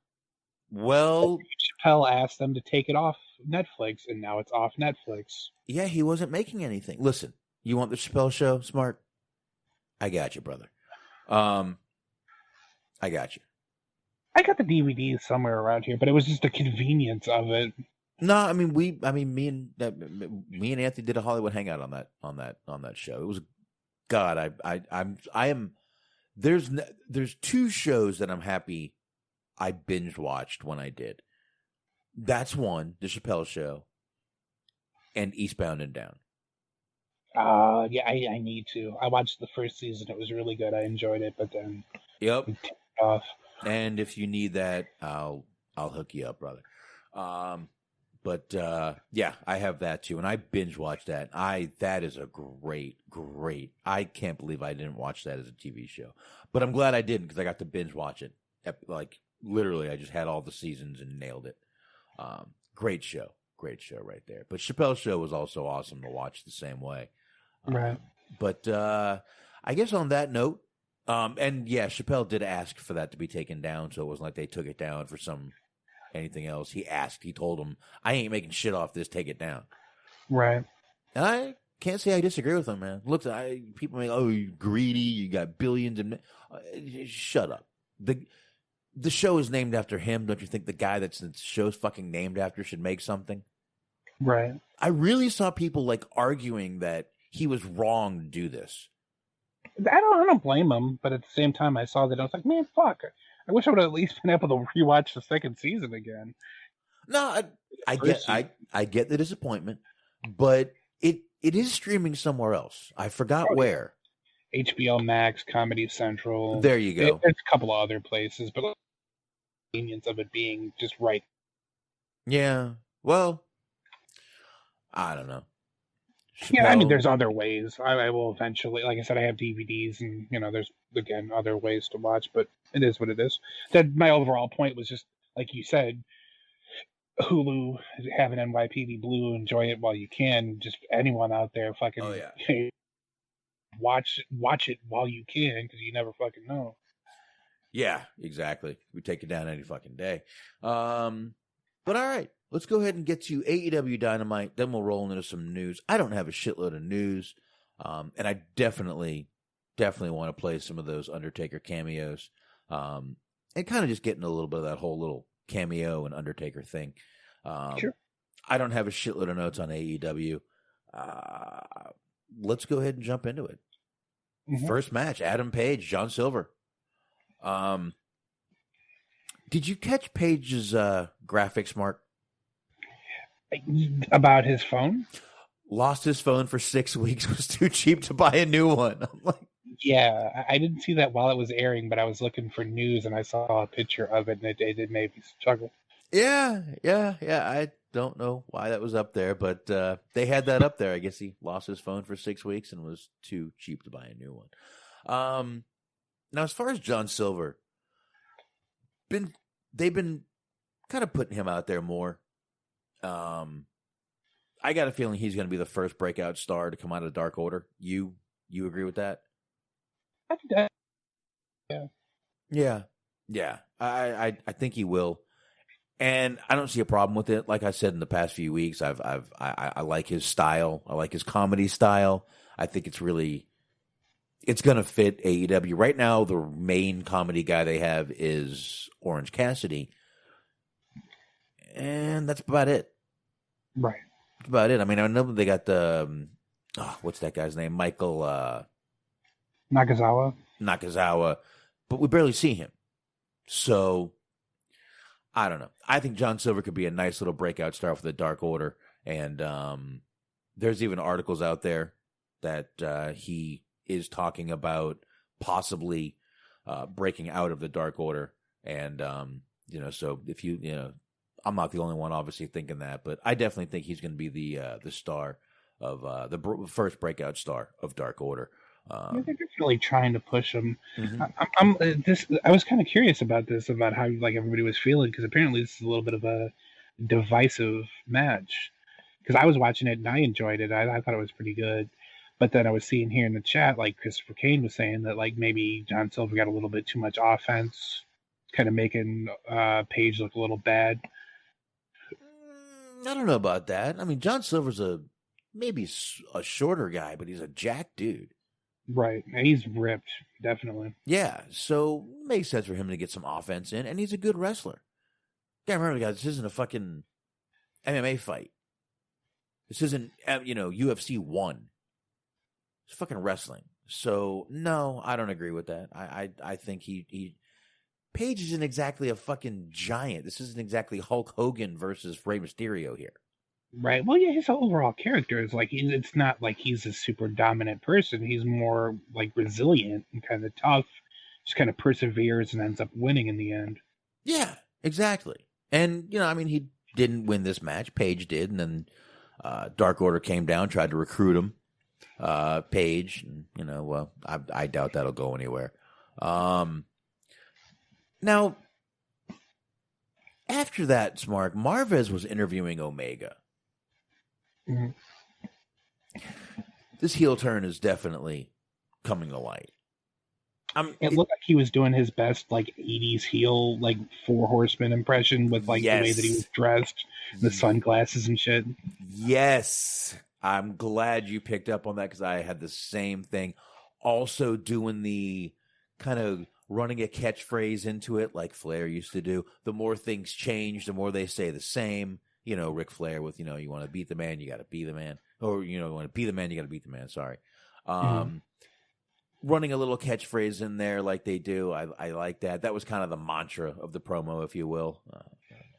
But he's doing the cleaner stuff. And listen, I've never got the, I guess, privilege, you could say, of seeing heel Kenny Omega. Have you, Smart? I've seen the matches. I haven't really seen too much of the vignettes or anything like that. I haven't. Okay, so good. Neither one of us have seen a lot of heel Omega, so it'd be interesting to see where this goes. I like the girls dancing out there when he comes out. Really liked the thing he did tonight with Moxley, which I guess let's just jump into that real quick. I love the super long fucking rambling entrance that they gave him him being an Observer Hall of Famer. Oh yeah. Yeah, and I love when Justin Roberts goes from North Carolina. He, for some reason, mentioned that the NASCAR Hall of Fame is in North Carolina. Uh-huh. Unlike the Wrestling Observer Hall of Fame, which Kenny Omega is a member in, because Kenny Omega received the most votes for the Kenny Omega of the Hall of Fame. I was just like, gee, this is like it's very much on purpose, but I was just like, this is such great, just douchebag. It the most fucking long, convoluted, rambling entrance. It was really good shit, and I really I actually liked it. I thought it was hilarious. But and this was the contract signing take 2 that they did. And I like how they had Moxley attack Omega in his silhouette. Great promo by Moxley once again. God, what a breath of fresh air from WWE's Dean Ambrose. Ends up after the promo, signs a contract, match is official. But it just made sense to talk about that instead of going back to Kenny Omega, since we were talking about Kenny Omega. Right. Obviously Moxley attacked him. He said, I don't know who you hired to attack me, so I think we're going to have someone come out with Omega as his muscle soon. I wonder what the plan is, because I don't know if they intended this to be the case, but there's definitely like a mystery component to it, where it seems like a lot of people are trying to guess who it is that ended up attacking him. I was seeing there's any number of theories on that, like the idea that they might end up using that as an opportunity to bring somebody else out, bring out a new signing. It seems like it's very much out of the realm of possibility, but there's a little bit of a rumor that it's Kenta from New Japan, aka Hideo Itami in NXT. But that doesn't, because he has Moxley's the U.S. champion in New Japan, and Kenta is the number 1 contender for that. So it sort of makes sense, but then you're sort of relying on a lot of variables that their relationship is, solid. Well, we don't know what that is yet, so there's a lot of things up in the air about that. Well, even without the relationship, you're also looking at travel restrictions. So that is true, but he does some of the U.S. New Japan stuff because they have their U.S. show and he competes on that. So I don't really know what his whole travel thing is. He seems like he just kind of floats all over the place. Look, his visa might have been good for a longer time, and he might still be here. I don't know. I really don't know. But we will see. We will see what happens with that. And I would prefer it wouldn't hurt if they did give somebody new and give us another signing. on this one. I guess speaking of newer signings, we'll go back to where we were. We get Powerhouse Hobbs. No longer kind of Will Hobbs. Still he has willpower all over his gear. Comes out dressed like Taz. That's right. Just like Taz. And it was Powerhouse Hobbs versus Lee Johnson. Man, Hobbs is a kind of an anomaly. He's built like a short, stocky guy, but he's not short. That's a good point. He is. He's built like this dude that you would look at and be like, wow, he's just a short, stocky, but he's not a short guy. He definitely needs some more work, but I see a future for this guy, definitely, in wrestling, 100%. But definitely still needs some work. You even saw with this match tonight, he had a hard time even lifting that little guy at one point. Right. So, still needs work, but what did you think of this whole Taz thing where he comes down after the match, talk about AEW not acknowledging the FTW title, and gets his mic cut off once, gets another mic cut off, and then Cody comes down with his own dick in his mouth, basically. Oh, wait a minute. That was not in my notes. I'm sorry. That just kind of came to me right there. I feel like you could just copy and paste that into your notes. I should actually, because that's really what happened. Honestly, that's kind of what happened. Cody came down with Cody's own with Cody dick in his mouth, and was sucking his own dick. Honestly, dude. Mm-hmm. And yes, Sacha Baron Corbin, I agree. Cody will end up taking that belt. Somehow, some way, that title will be on the line next week at, what is it? Winter is Coming, which is a, what's that show? Game of Thrones reference, I believe, correct? Yeah. I've never seen one episode. I apologize. But this, and the only part of this, Mark, that I enjoyed was Cody finally going, why does your son train with me instead of you? Well, we all know Taz is hurt, so that's why. And when Taz put the mic down, this had a real feel to it. And I liked it. He did a great job of making it feel real. Yes, and that I liked.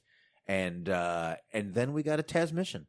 But which I am genuinely surprised that Cody sold.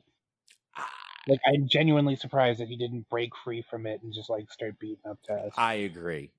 But go ahead. Let me know how you feel. Like I said, I feel Cody came down with his own cock in his mouth. Go ahead. Yeah. Well, mainly, I don't really have too much to say about Cody. We've been there a billion times. But like we were talking about, just the whole Taz's ability to make that actually feel genuine when you, like you said, he puts the mic down, he's just you just hear him basically on Cody's mic, just you son of a bitch, you took this too far, you fuck up now, that kind of thing. And it's just it kind of jolted me awake a little bit, because I was just the last match wasn't all that great, but then that interaction was oof, all right. And then I didn't see the Taz mission coming at all. I didn't think that he would take it to that level. So it was cool that it happened, and it was also cool that Cody went for it and didn't just immediately start beating his ass. Oh, I definitely saw the Taz mission coming. After he went, you're pathetic. You went way too far. I saw it coming, and it was good to see. I'm not gonna lie, I did like it, and yeah, thank God Cody sold it and didn't just break out of it and start beating the shit out of him, but. Again, Cody being this dude, he's everything he makes fun of. He's everything he mocks. That's Cody sort of the crux of their feud, though, between him and Taz. Is Taz is the one that was surprisingly calling him out for having these fucking overly elaborate entrances and basically being up his own ass. He was saying that on commentary. Right. You're right. That and knows who the real Cody is and stuff like that. And he's right. So I don't know. I really feel that it's just to just be like, oh, I'm so against this and I'm against that, and then you just literally do everything you say you're against. We see this, Cody. No one's blind. Right. But anyway, let's move on a little bit. We get Eddie Kingston backstage with Marvez. Kingston talking about last week when Pentagon turned on him. This was a little weird with Moxley interrupting, not saying a word. Kingston basically says, look, man, you got your own shit to handle. And that was it. Right. I think they kind of just put to bed, like, kind of maybe the most obvious theory that it was going to be Kingston that attacked him. Right. And you just have Kingston be like, it wasn't me. You know how I operate. Yeah, he said, yeah. Moxley's like, you got a point, I guess. Well, he said, you saw who it was. I didn't. So, yeah, whatever. Now, I mean, we can move on from that. Top Flight versus Jack Evans and Angelico, or TH2 or the Hybrid 2. It figures these two guys would have very confusing names. Top Flight has signed with AEW. I'm good to see that. I don't know a lot about these guys, but I'm really happy we're going to see a lot more of them. We figured last week after they were attacked by Jesus Christ, who was it? They're attacked by the Hybrid too. Oh, you're right. You're right. This is who attacked them. Yeah. My God, I need another shot. I got one poured. Look at that. So I'll do that in a second. But really good to see these guys. I don't know a lot about them, but this wasn't a bad match. I mean, I like Angelico. I like Jack Evans, but Angelico's not showing a quarter of what he did in Lucha Underground. I was curious to see where you're going to end up on that, because I remember the last match that he had on Dynamite. You were basically saying, like, what the fuck happened? Like, basically, you were saying it felt like he phoned it in.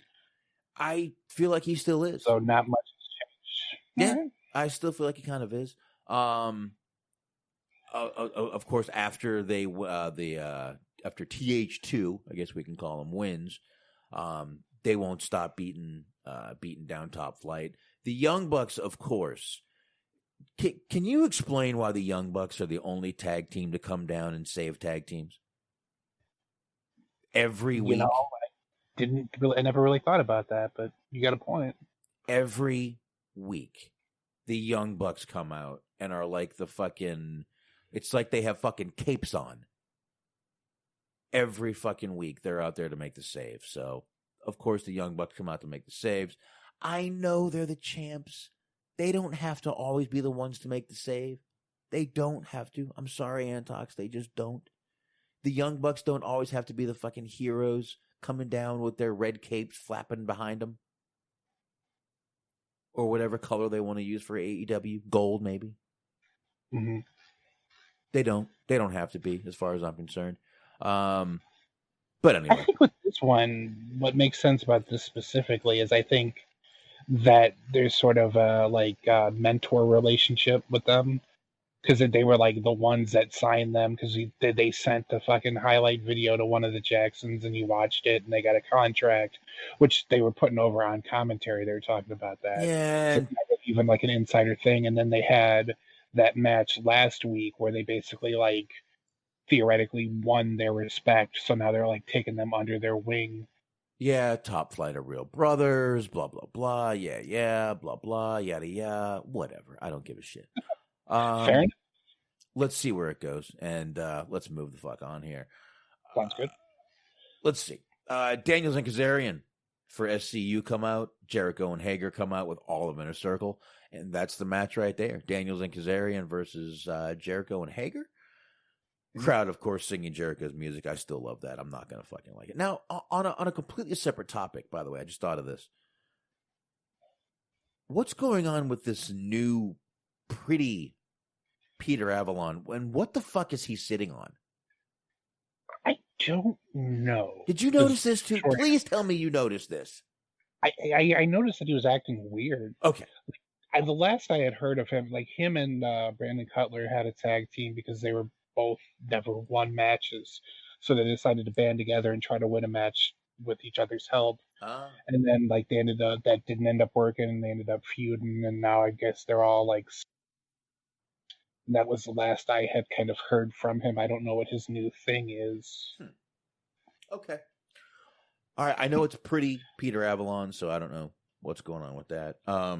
He used that on the indies, so I guess it's kind of returned to form. All right. So, pretty Peter. How about a shot for his shitty gimmick? Cheers. Cheers. I'll do one more shot here. I got one left after this.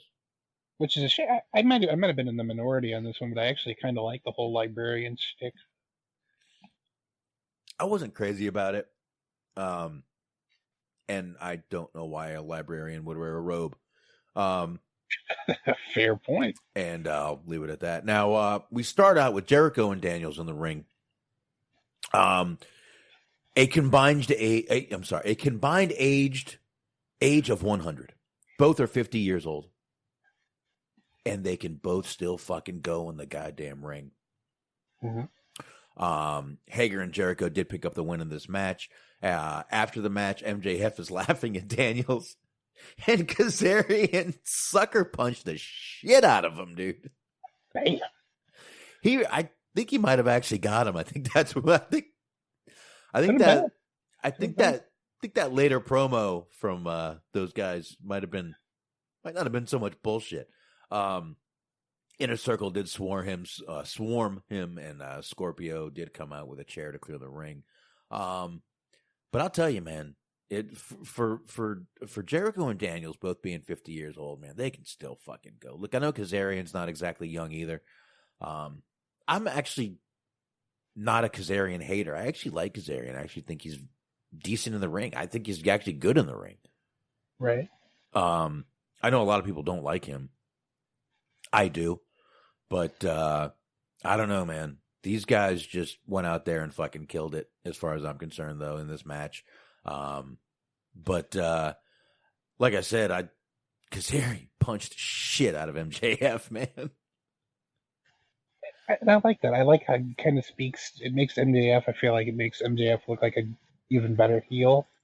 Because, like, if you think of Kazarian kind of knows what the risk, Kazarian knows what's going to happen should he do anything. And he just made it look like he disliked him so much that he was willing to take, like, this 5-on-1 beating or however many the number was just so he could punch MJF in the face. Yeah. It was pretty cool though. It was a good little segment. And once again, man, Jericho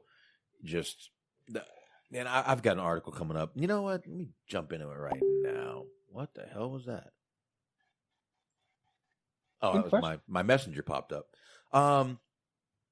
Jericho actually talks. He was on Conan's podcast, the Keeping It 100 podcast, and actually talked about kind of. He was asked by Conan who wrote the show for AEW. And he said, we don't have writers and we are very proud of that fact. I book all my stuff. That shows. Now he said, I think QT Marshall takes all of the ideas for the week and then he formats the show. That I didn't know. No, me neither. Me either. So that's something we learned. It's also about the opening quarter, the crossover quarter, and the final quarter. Tony decides where he wants that, and then QT shapes up the rest of the show. Tony then goes through it. It's a weekly collaborative process for sure. So it's good to hear they don't have writers. But I also see, like I said, when you see Jericho's segments, you literally see the fingerprints of Jericho on those segments throughout the years that we've seen Jericho. Right. You see those fingerprints, and I like that.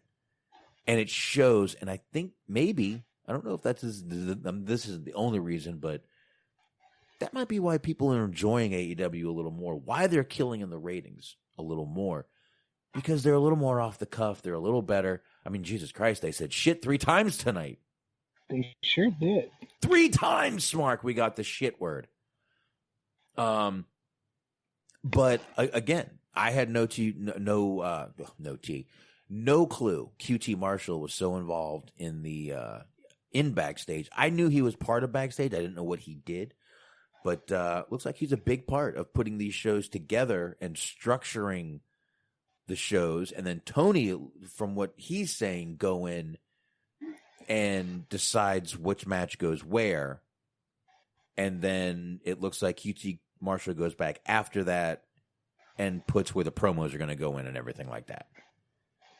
Huh. So, and I know Sasha Baron Corbin, QT Marshall has horrible hair plugs. That's neither here nor there. It looks like he's a giant part of this show, and I guess that's why he's getting the little push that he is, which is fine. Yeah, I mean, again, he was asked a few more questions on that. Let me see what else we got here. Some changes he would like to see in AEW. He said everything isn't always good. Jericho said we have a lot of details that sometimes slip through the cracks. We still have quite a few times when very similar angles happen, one after another. An example of that was a few weeks ago when the big question was if MJF would join the Inner Circle. I think there was a town hall with Bischoff asking questions. As soon as we were done, we went to a package where Taz was asking if Hobbs would join Team Taz. In the production meeting, I said, guys, how can that even be? It's the exact same thing, and they didn't even notice that, I said. Maybe we should use that package somewhere else in the future. Let's not use the word join for Will and Taz. Let's say, are you coming with us? Are you going to work with us? Are you going to be a part of our team? So I get what he's saying there. And you know what? I'm glad to see Jericho sees problems, can identify them, and that says they're going to try to work them out in the future. This very much confirms a theory that I had in my mind last week when I was watching that Inner Circle in Vegas segment. Because they had the Inner Circle in Vegas segment, and then they sort of like brought up a little bit how there was supposed to be the Kip Sabian bachelor party stuff, and then that just never happened. And then the excuse that Miro was given on air was that it takes time to plan this out, and he needs a little bit more time to make it even better. And that they were going to probably do something in Vegas, and then they just ended up not doing it because Inner Circle takes precedence. And this seems like that very much confirmed my theory that they both kind of had a similar idea, and they ended up just like letting Inner Circle do it because that's better suits everyone. Well, yeah, absolutely. And you know, on the heels of that, I'm going to go ahead and bring up the second Chris Jericho article that I have. Smark, might as well keep going with the Jericho news. And talking about writers. Jericho, on his latest episode of Talk is Jericho, kind of talks about why Vince brought in all the writers. And basically, first of all, he talks about, I'm going to give you the first thing here. First, he says how his WWE debut was not scripted, and WWE at that time was not overly produced. He said, it's funny because I got to WWE, my famous first promo with The Rock. We all remember that. That was amazing. When I interrupted him, there were no writers at that point. That was late 1999, and no rehearsals either. Rock and I and Vince Russo, not Vince McMahon, went over the script went over in the back, but there was no going through it. As you know, a few years later, that became the norm, which is part of my opinion of one of the issues. There is everything so overly scripted and overly processed. Now, this is why I brought this article up. He says the reason Vince brought in some of the writers. You ready for this, Mark? I know I sent you the article. I don't know if you read it. I do. I know where this is going, and I can't wait till we get there. I'm amazed by this. This blows my mind. The reason I wish that I could say that it could. I wish I could say that it blows my mind too, because it is super fucking ridiculous. It is, but on par with every other ridiculous theory that Vince has. Yes, it is past ridiculous, sir. According to Jericho, the reason, and this is a quote from Jericho, the reason why writers became a thing when we started SmackDown, which was right after I got there, August 1999, Vince made it his motto that SmackDown was going to be bigger than Friends. Yes, the sitcom Friends. We're going to beat Friends on Thursday. Wait a minute. Hold on. Like you just said, this is 1999, so WCW is very much still a thing. Yeah, so hold on. Let me, no one here. We're going to beat Friends on Thursday. And his reasoning and idea and strategy was, well, Friends has writers, then we need writers too. Friends. This man. Often Rachel shit, and it's such good shit, pal. This Joey's there, and you never know what Joey's going to do.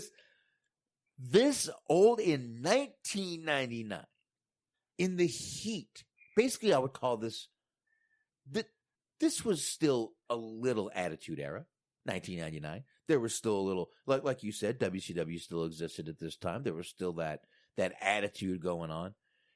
And this man thought that Friends was their problem. The fucking 30-minute sitcom, Friends. It wasn't an hour. It wasn't 2 hours. It barely it was 30 minutes of your fucking show. And you literally ruined years and years and the future of your show to challenge a sitcom, a 30-minute sitcom. Holy shit, I just thought about it. I just had a revelation. Like, people blame David Arquette for ruining WCW. You can blame Courtney Cox for ruining WWF. I guess so, but I'll tell you what. That union brought down the pro wrestling business. Yeah, I guess so. Union, I like that. Kind of goes into the whole thing going on lately. But this really just amazes me that is what they were trying to beat. Friends. And I don't see any reason for Jericho to lie here. I think the truly amazing thing for me is that, like, I saw this, and like I said, knowing what I know about Vince and hearing all his fucking crazy ideas, like, I didn't even bat an eye. I was like, of course.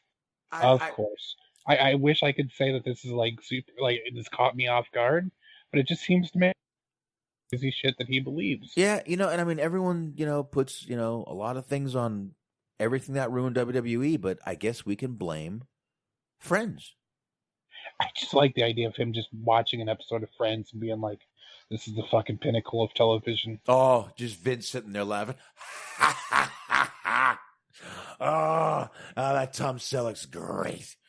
Oh, Monica's boyfriend, Tom Selleck. Can we get Tom Selleck on here? All right.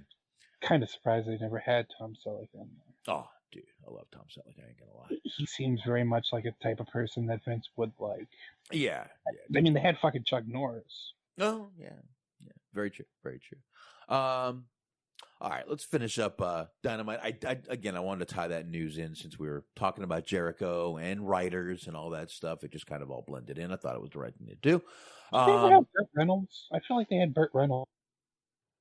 They did. Yeah. Okay. Yeah, they did. I mean, he was close. He I feel like he was at like a WrestleMania or something. But I mean, Burt Reynolds was kind of like the like the kind of the dollar store Tom Selleck. Don't get me wrong, I like Burt Reynolds. Fucking Cannonball Run, baby. But they both had the mustache. It was the battle of the mustaches back then, dude. That's right. That's what it was. What did you think of this whole again, back to Dynamite? Sorry we're jumping around, but hey, that's how we do shit here. Miro and Kip did this little video game extravaganza, which ended up turning out to be just a brawl in the backstage, not backstage, in the parking garage with Best Friends and Miro and Kip. What'd you think of this whole thing? I gotta be honest, like, I thought this was fucking stupid. And I don't mean that in a good way. I'm not talking about, like, how I said before, where it was stupid, but it was funny. Like, you had Miro and Kip James, or not Kip James, it's somebody else, but he worked for them too. Kip Sabian. Billy Gunn. Miro. I'm an ass man. That would have been better, actually, if you swapped them out. So you had Miro and Kip Sabian, and I guess the idea is that they have the new Xbox, and they're going to play the new Xbox. So, but then you have Orange Cassidy come out, or he like managed to lurk his way into the room or wherever the fuck they're doing this, the trailer, and he turns off the system. That's all. Like knock it over. He doesn't throw it, he get or kick it or do anything else. He just turns it. It's the button that turns the system off. And this starts because Miro's like, "Oh, my wife bought me that," and so he chases him out of the fucking trailer. And then, of course, it's an ambush, and they're fighting. And then at one point, Miro grabs the camera, and I forget what he yells at the. He yells like, "Get out of my way, camera!" Yep. And then he just knocks the cameraman down, and then that's like the end of the segment. And I was just like, "This is just not good." I'll say not good. I'll say unnecessary. I would rather you wait a week and do something else with these guys. It was just unnecessary. Right. Like, and I mean, it feels like they were kind of maybe trying to a lesser extent, like kind of replicate a little bit of that whole like parking lot brawl that they had with Best Friends and Santana and Ortiz. But like, it was just if that was what they were going for, they did not succeed by any stretch of the imagination. No, not at all, man. Not at all. But yeah, I just thought it was unnecessary, and I'm glad you agreed. Yeah, I didn't like it at all. Real quick, I don't have a lot on this match. Anna Jay versus Shida for the women's title, AEW title. Shida did retain. The only thing I got out of this was Abaddon came out, crawls out, and during COVID, I don't know about licking a title. It's risky. I think that was supposed to be the whole point behind it, because she did that. Like, Sheeta just acted like she just like set herself on fire or something. Like, she super sold that. She's like, "Oh my god, I can't believe you did that." Yeah. And like, yeah, you probably shouldn't have done that, but hey. Meanwhile, this Abaddon character coming out bleeding and just this horror. I really like this character, and I hope they keep giving her more time. Go ahead. I think something happened. Like, I think there's a little bit of a miscue or something. Because, like, before she got to the belt, I don't know what the plan was, obviously, but before she got to the belt, you could just see, like, she was crawling around, and you just see, like a spurt of, like, fake blood hit the ground. And I think it was in her mouth, and I think it just, like, kind of came out accidentally. Oh, the capsule. Like, I don't know yeah, like the capsule. Because you just see, like, a pile of, like, a little small pile of blood, like, just kind of accumulate by the entrance ramp where she's at, crawling around. Yeah, I saw that. It looked like she was dripping blood out of her mouth to get the drip going on her chin and everything, but love the character. I think they've got a real good thing with her, and I know she was hurt, so they probably gave her some time off, but I really hope they keep bringing Abaddon on, and I'll tell you the truth, man, I wouldn't mind seeing her as champion for this company. I like it. Well, yeah, I think it'd be a good thing. Like, she's got a character, she's got a look, she's got a distinctive feel and vibe about her, and like, I think it would be a good move. I could WWE would wait till Halloween and then put it on her. Right. Let's hope they don't do that here. But again, I don't have very much on this match. It was again, Shida retained. Let's go ahead and go to the. I want to go to this little promo that Starks, Hobbs, and Brian Cage were cutting backstage, which appeared to be in front of a green screen, which was supposed to be like a casino lobby or something. Did this not look absolutely ridiculous to you? A little bit. Like, I didn't necessarily notice that it was supposed to be a green screen, but it did feel like very sort of out of place, I guess. Like I could put that on Skype and show that to you. Like I could be there too. It just didn't look good to me. Right. It looked very, very odd. I mean, what they were saying in the promo was fine. I just thought this looked a little I'm not even going to say indie, because indies wouldn't even do this, but it just looked a little low budget. There you go. Little rinky dink. I was going to say rinky dink. That's a old term. I'm old, but I know, again, no problem with what they were saying, but I didn't like this. Do not use the green screen anymore. Let's go ahead and get to this main event real quick, though, Smark. The Butcher and the Blade versus Pac and Ray Phoenix. Kingston on commentary. Once again, man, Smark, I don't know about you or if I'm in the mind. I like this Butcher character. Oh, I'm all for it. I was saying before that I thought that they should have just separated them and had Bush. Now, you look at the Butcher. How old do you think that guy was? That's the thing, is he could be anywhere between 28 to 47. Okay. It's hard to pin down. Like, if I had to guess, I'd say like maybe 36. All right. He's 43. And you know, Blade is 40. These guys are an older tag team.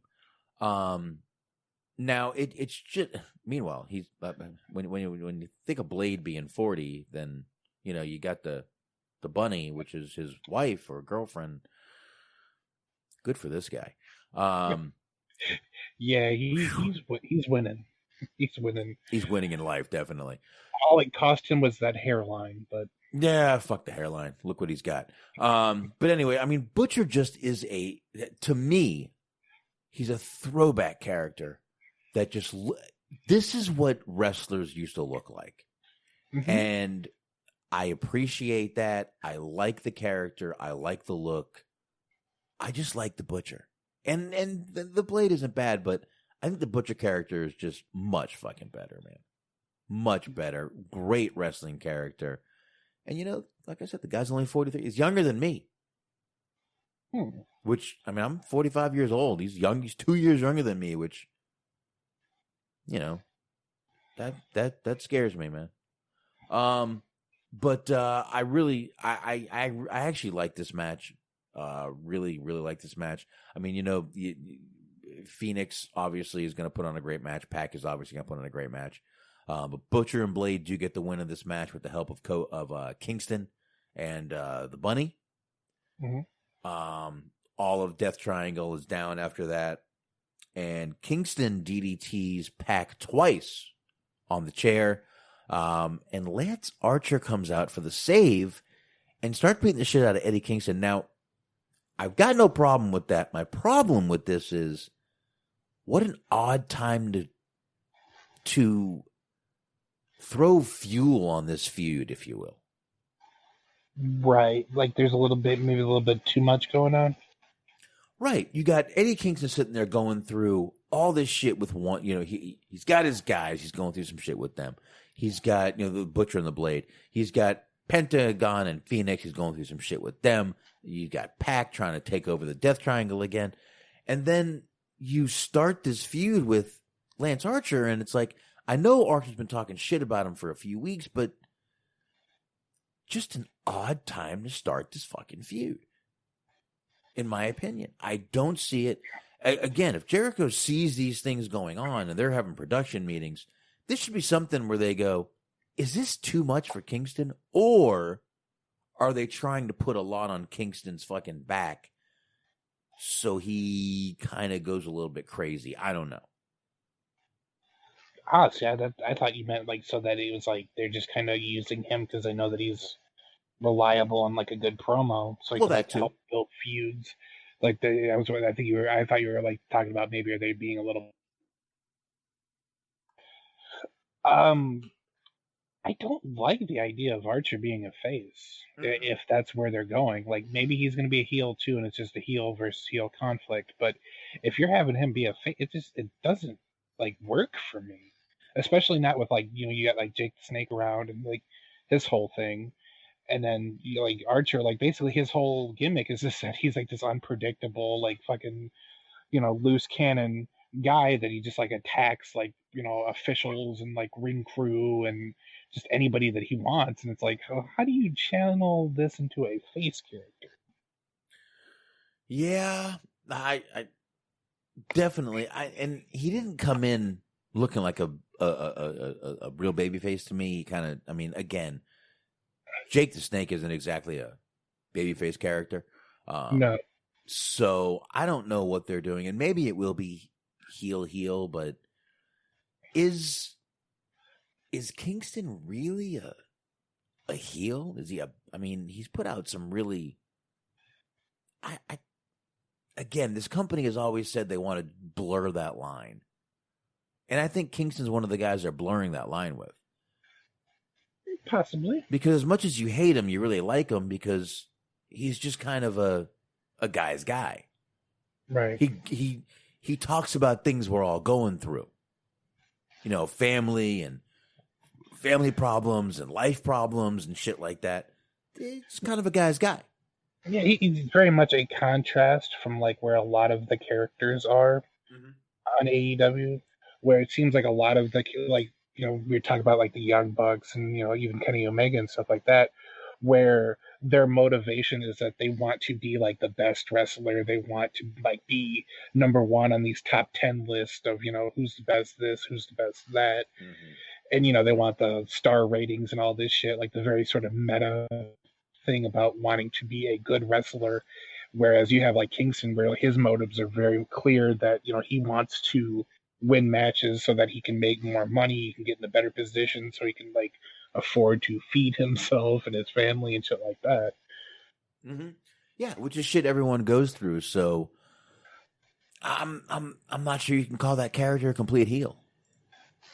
Again, that's what you're saying. Yeah, and again, AEW was saying they will really want to blur those lines, which WWE has said they want to blur the same lines between, heel and face, and just kind of have people out there at this point. So, every company is kind of starting to do that.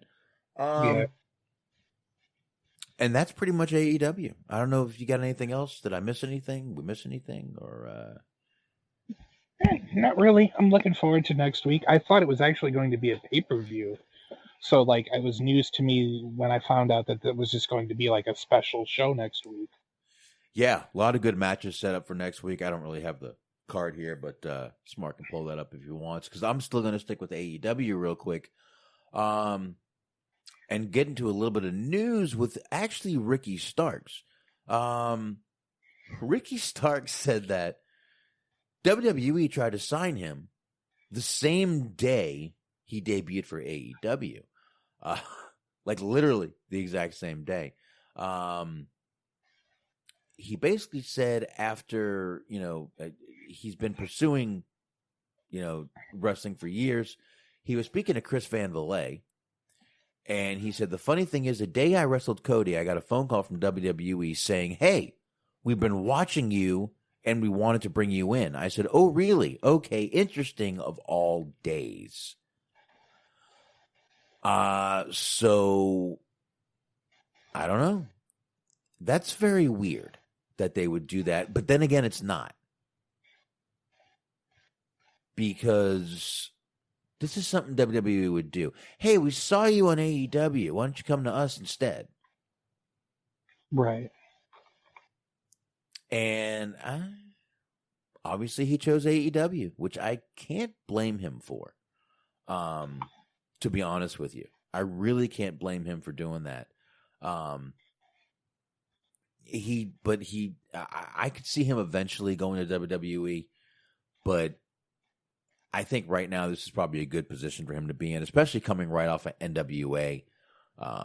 This is probably the best place for him to go at this point. But yeah, very. If he's telling the truth, which I don't think he's lying here. I could definitely see WWE doing this. What do you think of that? The exact same day.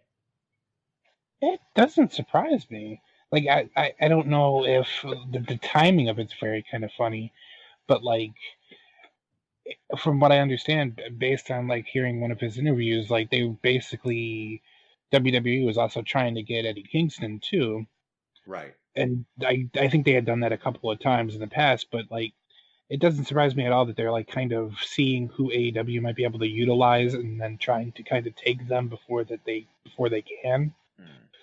Like, that's no surprise at all. I think it was a good move for him to go with AEW, because I feel like he would have, if he would have gone with NXT, probably would have been kind of like in a position where like Jake Atlas is, where like sometimes you see him, sometimes you don't. Yeah. But with AEW, they're actually going to be able to utilize him, and they can actually benefit from his presence, and he can benefit from the exposure that he's getting. So I think it works out best for both people, or both parties. But it doesn't surprise me at all that they would do some stuff like that, because a lot of stuff that they do, at least in terms of NXT, is just trying to counter what AEW. Well, they still got to beat Friends, Smart. So yes, gotta be Friends. But yeah, I wonder how different WWE is going to look once Vince McMahon learns about the Big Bang Theory.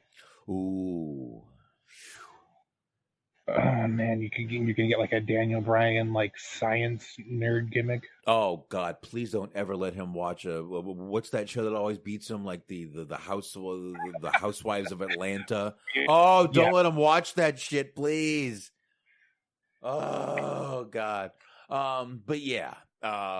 Anyway, I agree. I Ricky Starks would be so lost in NXT. He would be just another guy with a ripped body that would just be lost in NXT. So definitely the right choice. He's being featured on TV here, and I think he will be more here than he definitely would be on NXT.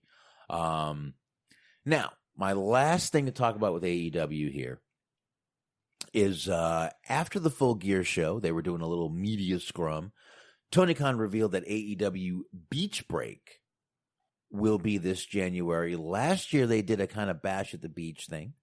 And this week, they're still, this show, they're still going to do, January is when this show is. They're still going to do a beach-themed event, but they're calling it Beach Break.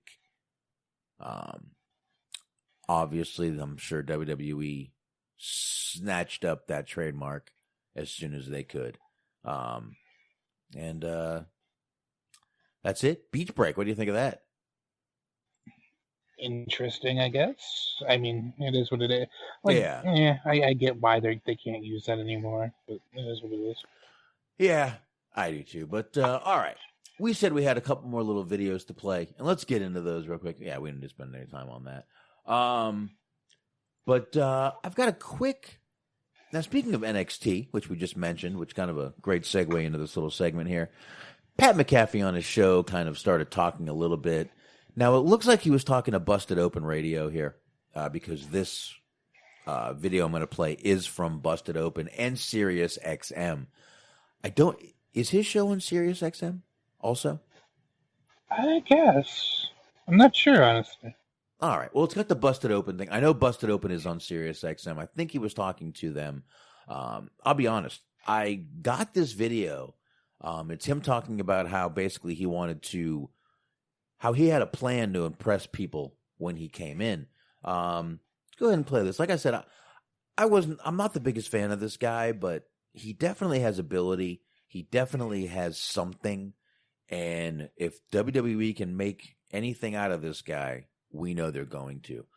Let's go ahead and roll this thing real quick. Business, and whenever you see an outsider come in and they just kind of clunk around the ring and they look stupid, and they obviously gave zero effort into either learning about what they were supposed to do, learning how they were supposed to act, or anything that they were associated with. I always found that incredibly disrespectful. Like, as a fan, I was like, you're getting an opportunity that I would love to have. Like, me personally, I would love to have the opportunity that you're being handed right now, and you're just disrespecting everything that anybody that's ever walked in those ropes, you are disrespecting in my eyes. Now, I talk to a lot of wrestlers now where they're like, well, we don't take it as disrespect. We take it as our job to make them look good and all that. You know what I mean? Like, I understand the respect level of professional wrestlers working with somebody who isn't a professional, and it being your duty to make them look good. But I always had a conversation with my friends, anybody, if I ever got a chance to go in there, like, I hope I can set a new standard for what people from the outside should go in there, right? I got a lot of respect for the people and that they put their bodies through inside the ropes. I very much understand that a big part of it is building up the fight and everything like that. And I know that there's somebody from the outside that's getting involved in wrestling right now, and I know he is a much bigger name and human than me, but good luck, pal. That is literally how I feel. And I know that a lot of people were mocking me coming in as an outsider because I wasn't a mainstream media popular person, but it's been awesome to watch my people on the internet get into wrestling, which is what I've seen a lot of. Like, hey, haven't watched wrestling in a long time. Now we're back in it because you're there. And I feel like I don't want to say I'm contributing to something that gave me so much for so long, but it feels good to help out the wrestling business just a little bit. But I am eager and excited to watch other people try to do what I did and see how that goes. And I would very much like a fair assessment on those big sons of whenever they get in there and fail, like everybody else has in the past. All right. So first off, I think he's talking about Shaq. I would believe so too. I believe so. Second, I think it's good that he has respect for what these guys have been through. He is a fan, which most fans do have that respect. And I really like the fact that he understands. He seems like he understands the fact that he's lucky to get in here, and he's not just an outsider that they brought in just to get ratings. Now, the fact that he's saying he's brought people back to wrestling is not showing in the ratings. I'm not sure I agree with that part that he said. What about you? I wonder if that was like supposed to be a little bit in character, or if that was just off the cuff. Yeah, like I said, it's not showing in the ratings that you're bringing in people or drawing people. Or if it is showing you're drawing people, that's scary because that means WWE would be even less if you weren't there. See, I feel like he's really taken to this whole wrestling business thing because he's already lying about numbers. Yeah. I can't buy into that. Again, I really appreciate the fact that he, respects these guys. All of us do. I mean, I'm just a fan. I've never been in the fucking ring one time. So I also, have that same respect, but I do like that he knows that he's an outsider. A lot of what he said there kind of comes into the way he is portraying himself in WWE as trying to. I think he feels like he has something to prove, which is why he's maybe sometimes it's a problem with it that comes off that he's trying too hard to be the heel to get the. Which is why maybe it sounds like outdated stuff. He's trying to get that old school heel heat because it's easy. But I don't know. I definitely respect what he said, and I appreciate it at least. Again, I wasn't huge on him. That match he had with Cole, I had to like I said, man. I had to give him credit there. He put it all out there for that shit. So and. Like I said, at least he knows he is an outsider coming in. As far as him wanting to set a new bar, I like where he's going with that. But again, what he's saying is not translating to what we're seeing with data and facts and numbers and viewership. Sorry. And all right, that's all I've got on that. What do you got on that, Smark? Anything or just? I kind of wonder if he's using the fact he knows that there's a lot of people that they had in the past that like celebrities that have worked for them that have shown up and kind of acted like they were too good to be here. I wonder if he's like using that a little bit as his heel character or his heel persona of like him trying to be the person on the microphone that's like too good to be there, and like him just being like, I'm such a good athlete that like what you guys work your ass off to try to attain that like I can do effortlessly. I wonder how much of that he's like trying to apply to his actual wrestling persona. I don't know, because I mean, if you really think about it, you think about some of the people that have been involved in football and then went to wrestling. You're thinking of like, all right, Ron Killings. Mm-hmm. Even Roman Reigns, you got to throw him in there. He played football too. Jesus Christ. Even go back to fucking like Lawrence Taylor, man. Right. Well, there's a lot of people. I mean, Goldberg, The Rock. Yep. Like you said, I think Bradshaw played football a little bit too. Yeah. Yeah. So a lot of people came in from that outside arena and still made a great career for themselves. And again, him sitting there saying, "Oh, I'm bringing people back to wrestling." I don't know if even in character he has any clue what he's saying there. I kind of don't mind that. Like, I mean, we know that it's bullshit because we see the numbers, right? But like, I kind of don't blame him for being like, oh, you know, we're making wrestling cool again. People are tuning in, and instead of being like, we're fucking hemorrhaging viewers. Come get aboard the sinking ship. Yeah. I mean, I know he can't say that. I know he can't. So, but all right, let's forget about Pat McAfee. Let's fucking get to the last part I want to do with this show, which is Undertaker cameos. All right. There's a ton of these out there right now. Now, I heard a lot of people with the whole, this is a slap in the face to all the people, you know, it was Zelina Vega and Paige. Stop right now. Watch these videos. He is in it looks like to me the Performance Center probably doing these videos. I guarantee WWE is getting a chunk of this money. He's doing 30 of these for $1,000, which we talked about Friday. This is what WWE wants. They want their piece. They want to be able to control what they say, what they do. Guarantee you have writers writing these for him. And this is not a slap in the face. This is what they're wanting. They want you to do these cameos in their studio. They want to get the money for them and give you a piece. This is what they want to do. By the by, you said that they have writers, and that very well might be the case, but also, like, the whole nature of Cameo is, like, you put in the request, and then you sort of tell them what it is that you want. So, like, they're guiding them already anyway. Oh yeah, and I'm sure they hand that over to the writers, and the writers write something for them. Let's see. Let's play. I'll play 3 or 4 of these real quick. Let's go ahead and get to this first one. I want to make sure I got volume here. Volume I have. It's turned up all the way. Let me drop that down just in case. Let's go from the first one here. This is to a gentleman on Twitter named Boss Moz, M-O-Z. Let's go ahead here. Come on, Taker. It's the Undertaker. And your mom reached out to me. She told me you started a new school this year. In fact, she also said that you were quite the baseball player. It's the Undertaker. Sorry. And your mom reached out to me.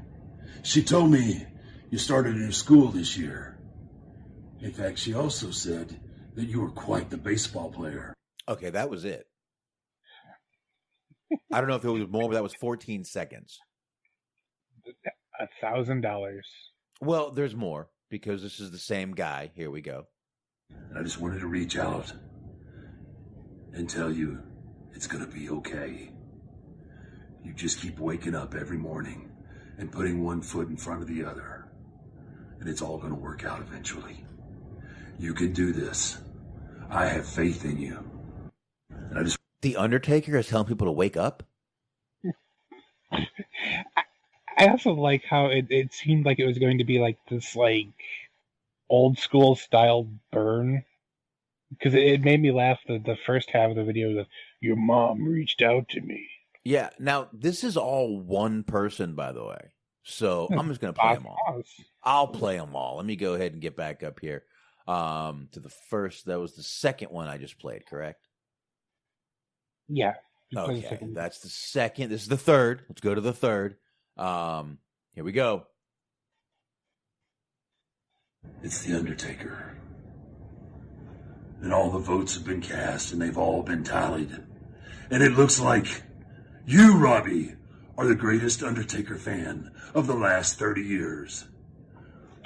With you and your collectibles, you've become the #1 fan of the Undertaker. The #1 fan. The #1 creature of the night. Robbie, you are the man. Dude, I think these are like 30 seconds because I think this guy from what I'm seeing here, this guy got a collection of the Undertaker cameos. Robbie, you and your collectible belts. I think the Undertaker's not the only one that's digging some holes. If you get what I'm saying, you're probably making the pussy rest. Oh yeah, and then this same guy again. This guy did get a hold of a bunch of these. It says somebody in this world paid $1,000 for the Undertaker to thank the McMahons on Cameo. Here we go. Come on, 8 seconds. I got your note. And before I thank the McMahons, I want to thank you for being such a fan. I guess you're getting pieces of these things. Oh, this is okay. Wait, here we go. Another one. 9 seconds. Thank you. Thank you for being such a great husband. Thank you for being such a wonderful father. Thank you. Oh my God. Dude, these are getting worse. You should at least do the first half of this when it's safe to do so. Ooh. Okay, let's play it.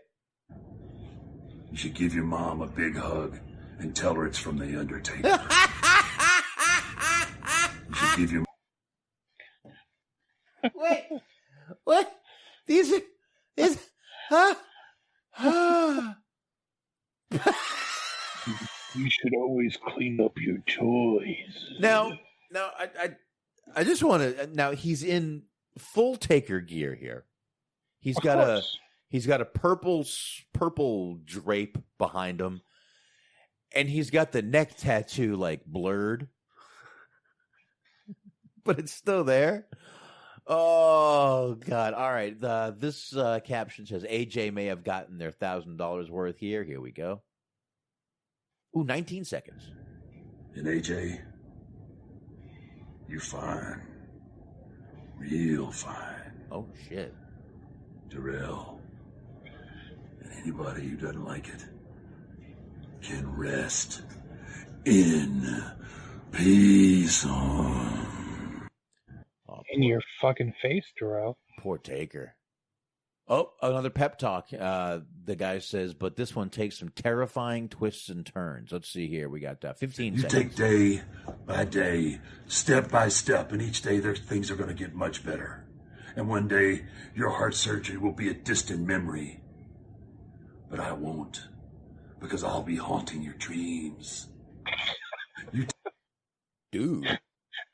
I hope you survive your heart surgery, because I'm coming to kill you. Oh, my God. All right, we got two more. Two more here. This one says some guy paid for the Undertaker to do an ad for his horror novel, but he didn't pay me, so I ain't saying the title. This bit is funny, though. Here we go. And if people don't go out and buy that book, they may come face to face with horror. Horror of the Undertaker. Buy the book. Oh, these are great. I'm so glad we played these. Hold on, we got one more left here. And this one just says, laughing my ass off, LMAO. Hashtag thank you, Taker. Here we go. 24 seconds. All elite Scooby-Doo. That's how I'm going to address you. Well, all elite Scooby-Doo. Congratulations on getting married. You did the right thing. Okay. So that's the last one. Now these were pieces. I don't know how long these are. They're probably, I would say, 1 to 2 minutes at the most. That. I've heard a full 1 minute, so it's around that. So, wow. These are... They're doing 30 of these, so $30,000. And wow. Like I said, this is what WWE wants. They want to have you in studio doing these. They want to control what you say, and they want to control what you do, and they want to control your character the whole way. So anyone who's saying this is a slap in the face to Zelina Vega and Paige, no, this is completely different. Completely different. And if you watch these, and if you just listen, watch them. Trust me, you will definitely see that this is way different than what they're doing. So, wow. Smark, what do you got on that? I'm just amazed by the amount of people who have that kind of disposable income. Listen, if I had $1,000, I'd be paying bills with it. Look, I'll put it out here right now. Like, he charged $1,000 for that. If you want like a real bad fake Undertaker impression, $20. I'll do it. Listen, for $500, I'll do a horrible Vince impression for you. I thought you were gonna be like, for $15, I'll do it. I'm like, God damn it again. No, I'm not gonna undercut you. I wouldn't do that. I'll overprice you though. There you go. Shit. Well, shit, people are paying $500. I'll do Vince for him. Mm-hmm. I'll give him Vince. I'll do Rocky. I'll do Short. Anyone. I'll do all of them. I'll do them all. There you go. Shit. But there actually is a YouTube video that I saw of people. There's a website called Fiverr, and like you know, it's basically like kind of a Craigslist type situation where people offer services for about $5. And there's people on there that are basically like Macho Man impersonators. And they'll read a full fucking script, like a birthday message or whatever. Really? Macho Man voice and in Macho Man gear for like $5. Ooh, so all you gotta do is do a little Macho Man. Yeah. I think I can do that too. Yeah. Maybe. Yeah. People will pay for it. I mean, you might not make a shitload of money, but every bit helps. I actually, I've heard of Fiverr. Yeah, I have heard of Fiverr. I think I might have joined it once.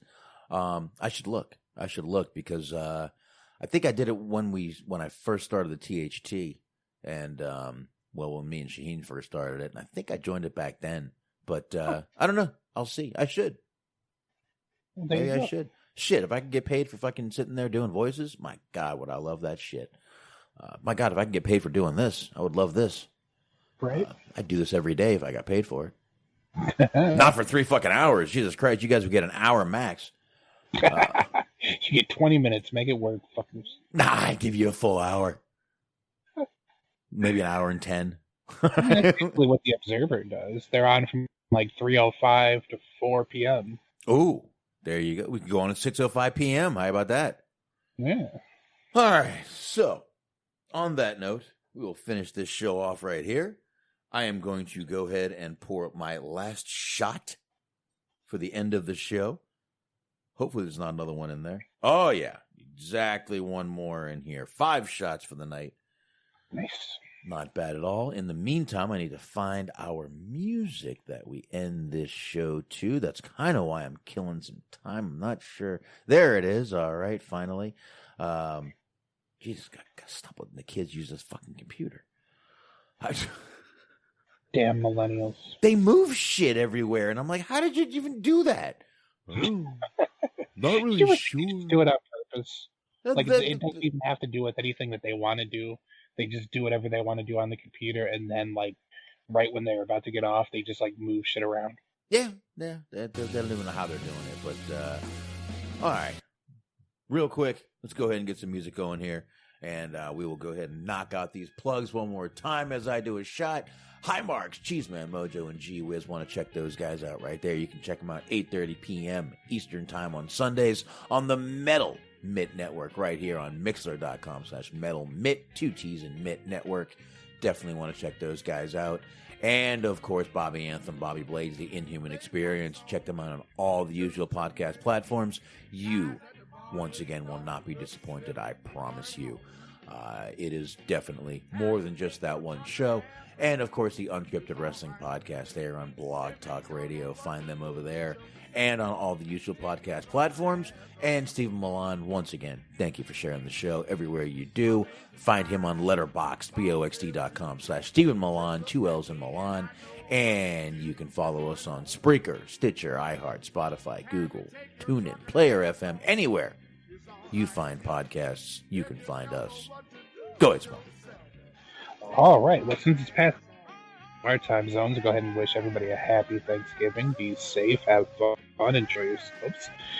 Cheese on Sports, Mondays, 8:30. Metal Mid Podcast Network is where you want to go. But don't stop there. You also want to visit our friends at Planet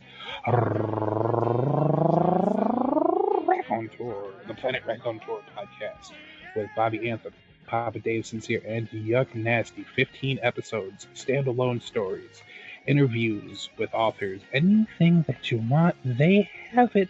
So check them out. All right, there you go. And as Smart said, happy Thanksgiving to everybody. Be safe. Once again, we will not be here Friday. Give you all some time to enjoy the holiday. Really no reason to come on back. I mean, what are we going to do? Talk about fucking NXT and SmackDown on Friday. Enjoy the holiday. We will see you guys Wednesday. Be safe, as Smart said. Have a great time. And happy Thanksgiving. See y'all next week. See you. Adios. Sit a spell, drink some more. Time for the band to hit the door. We're going home. It's time to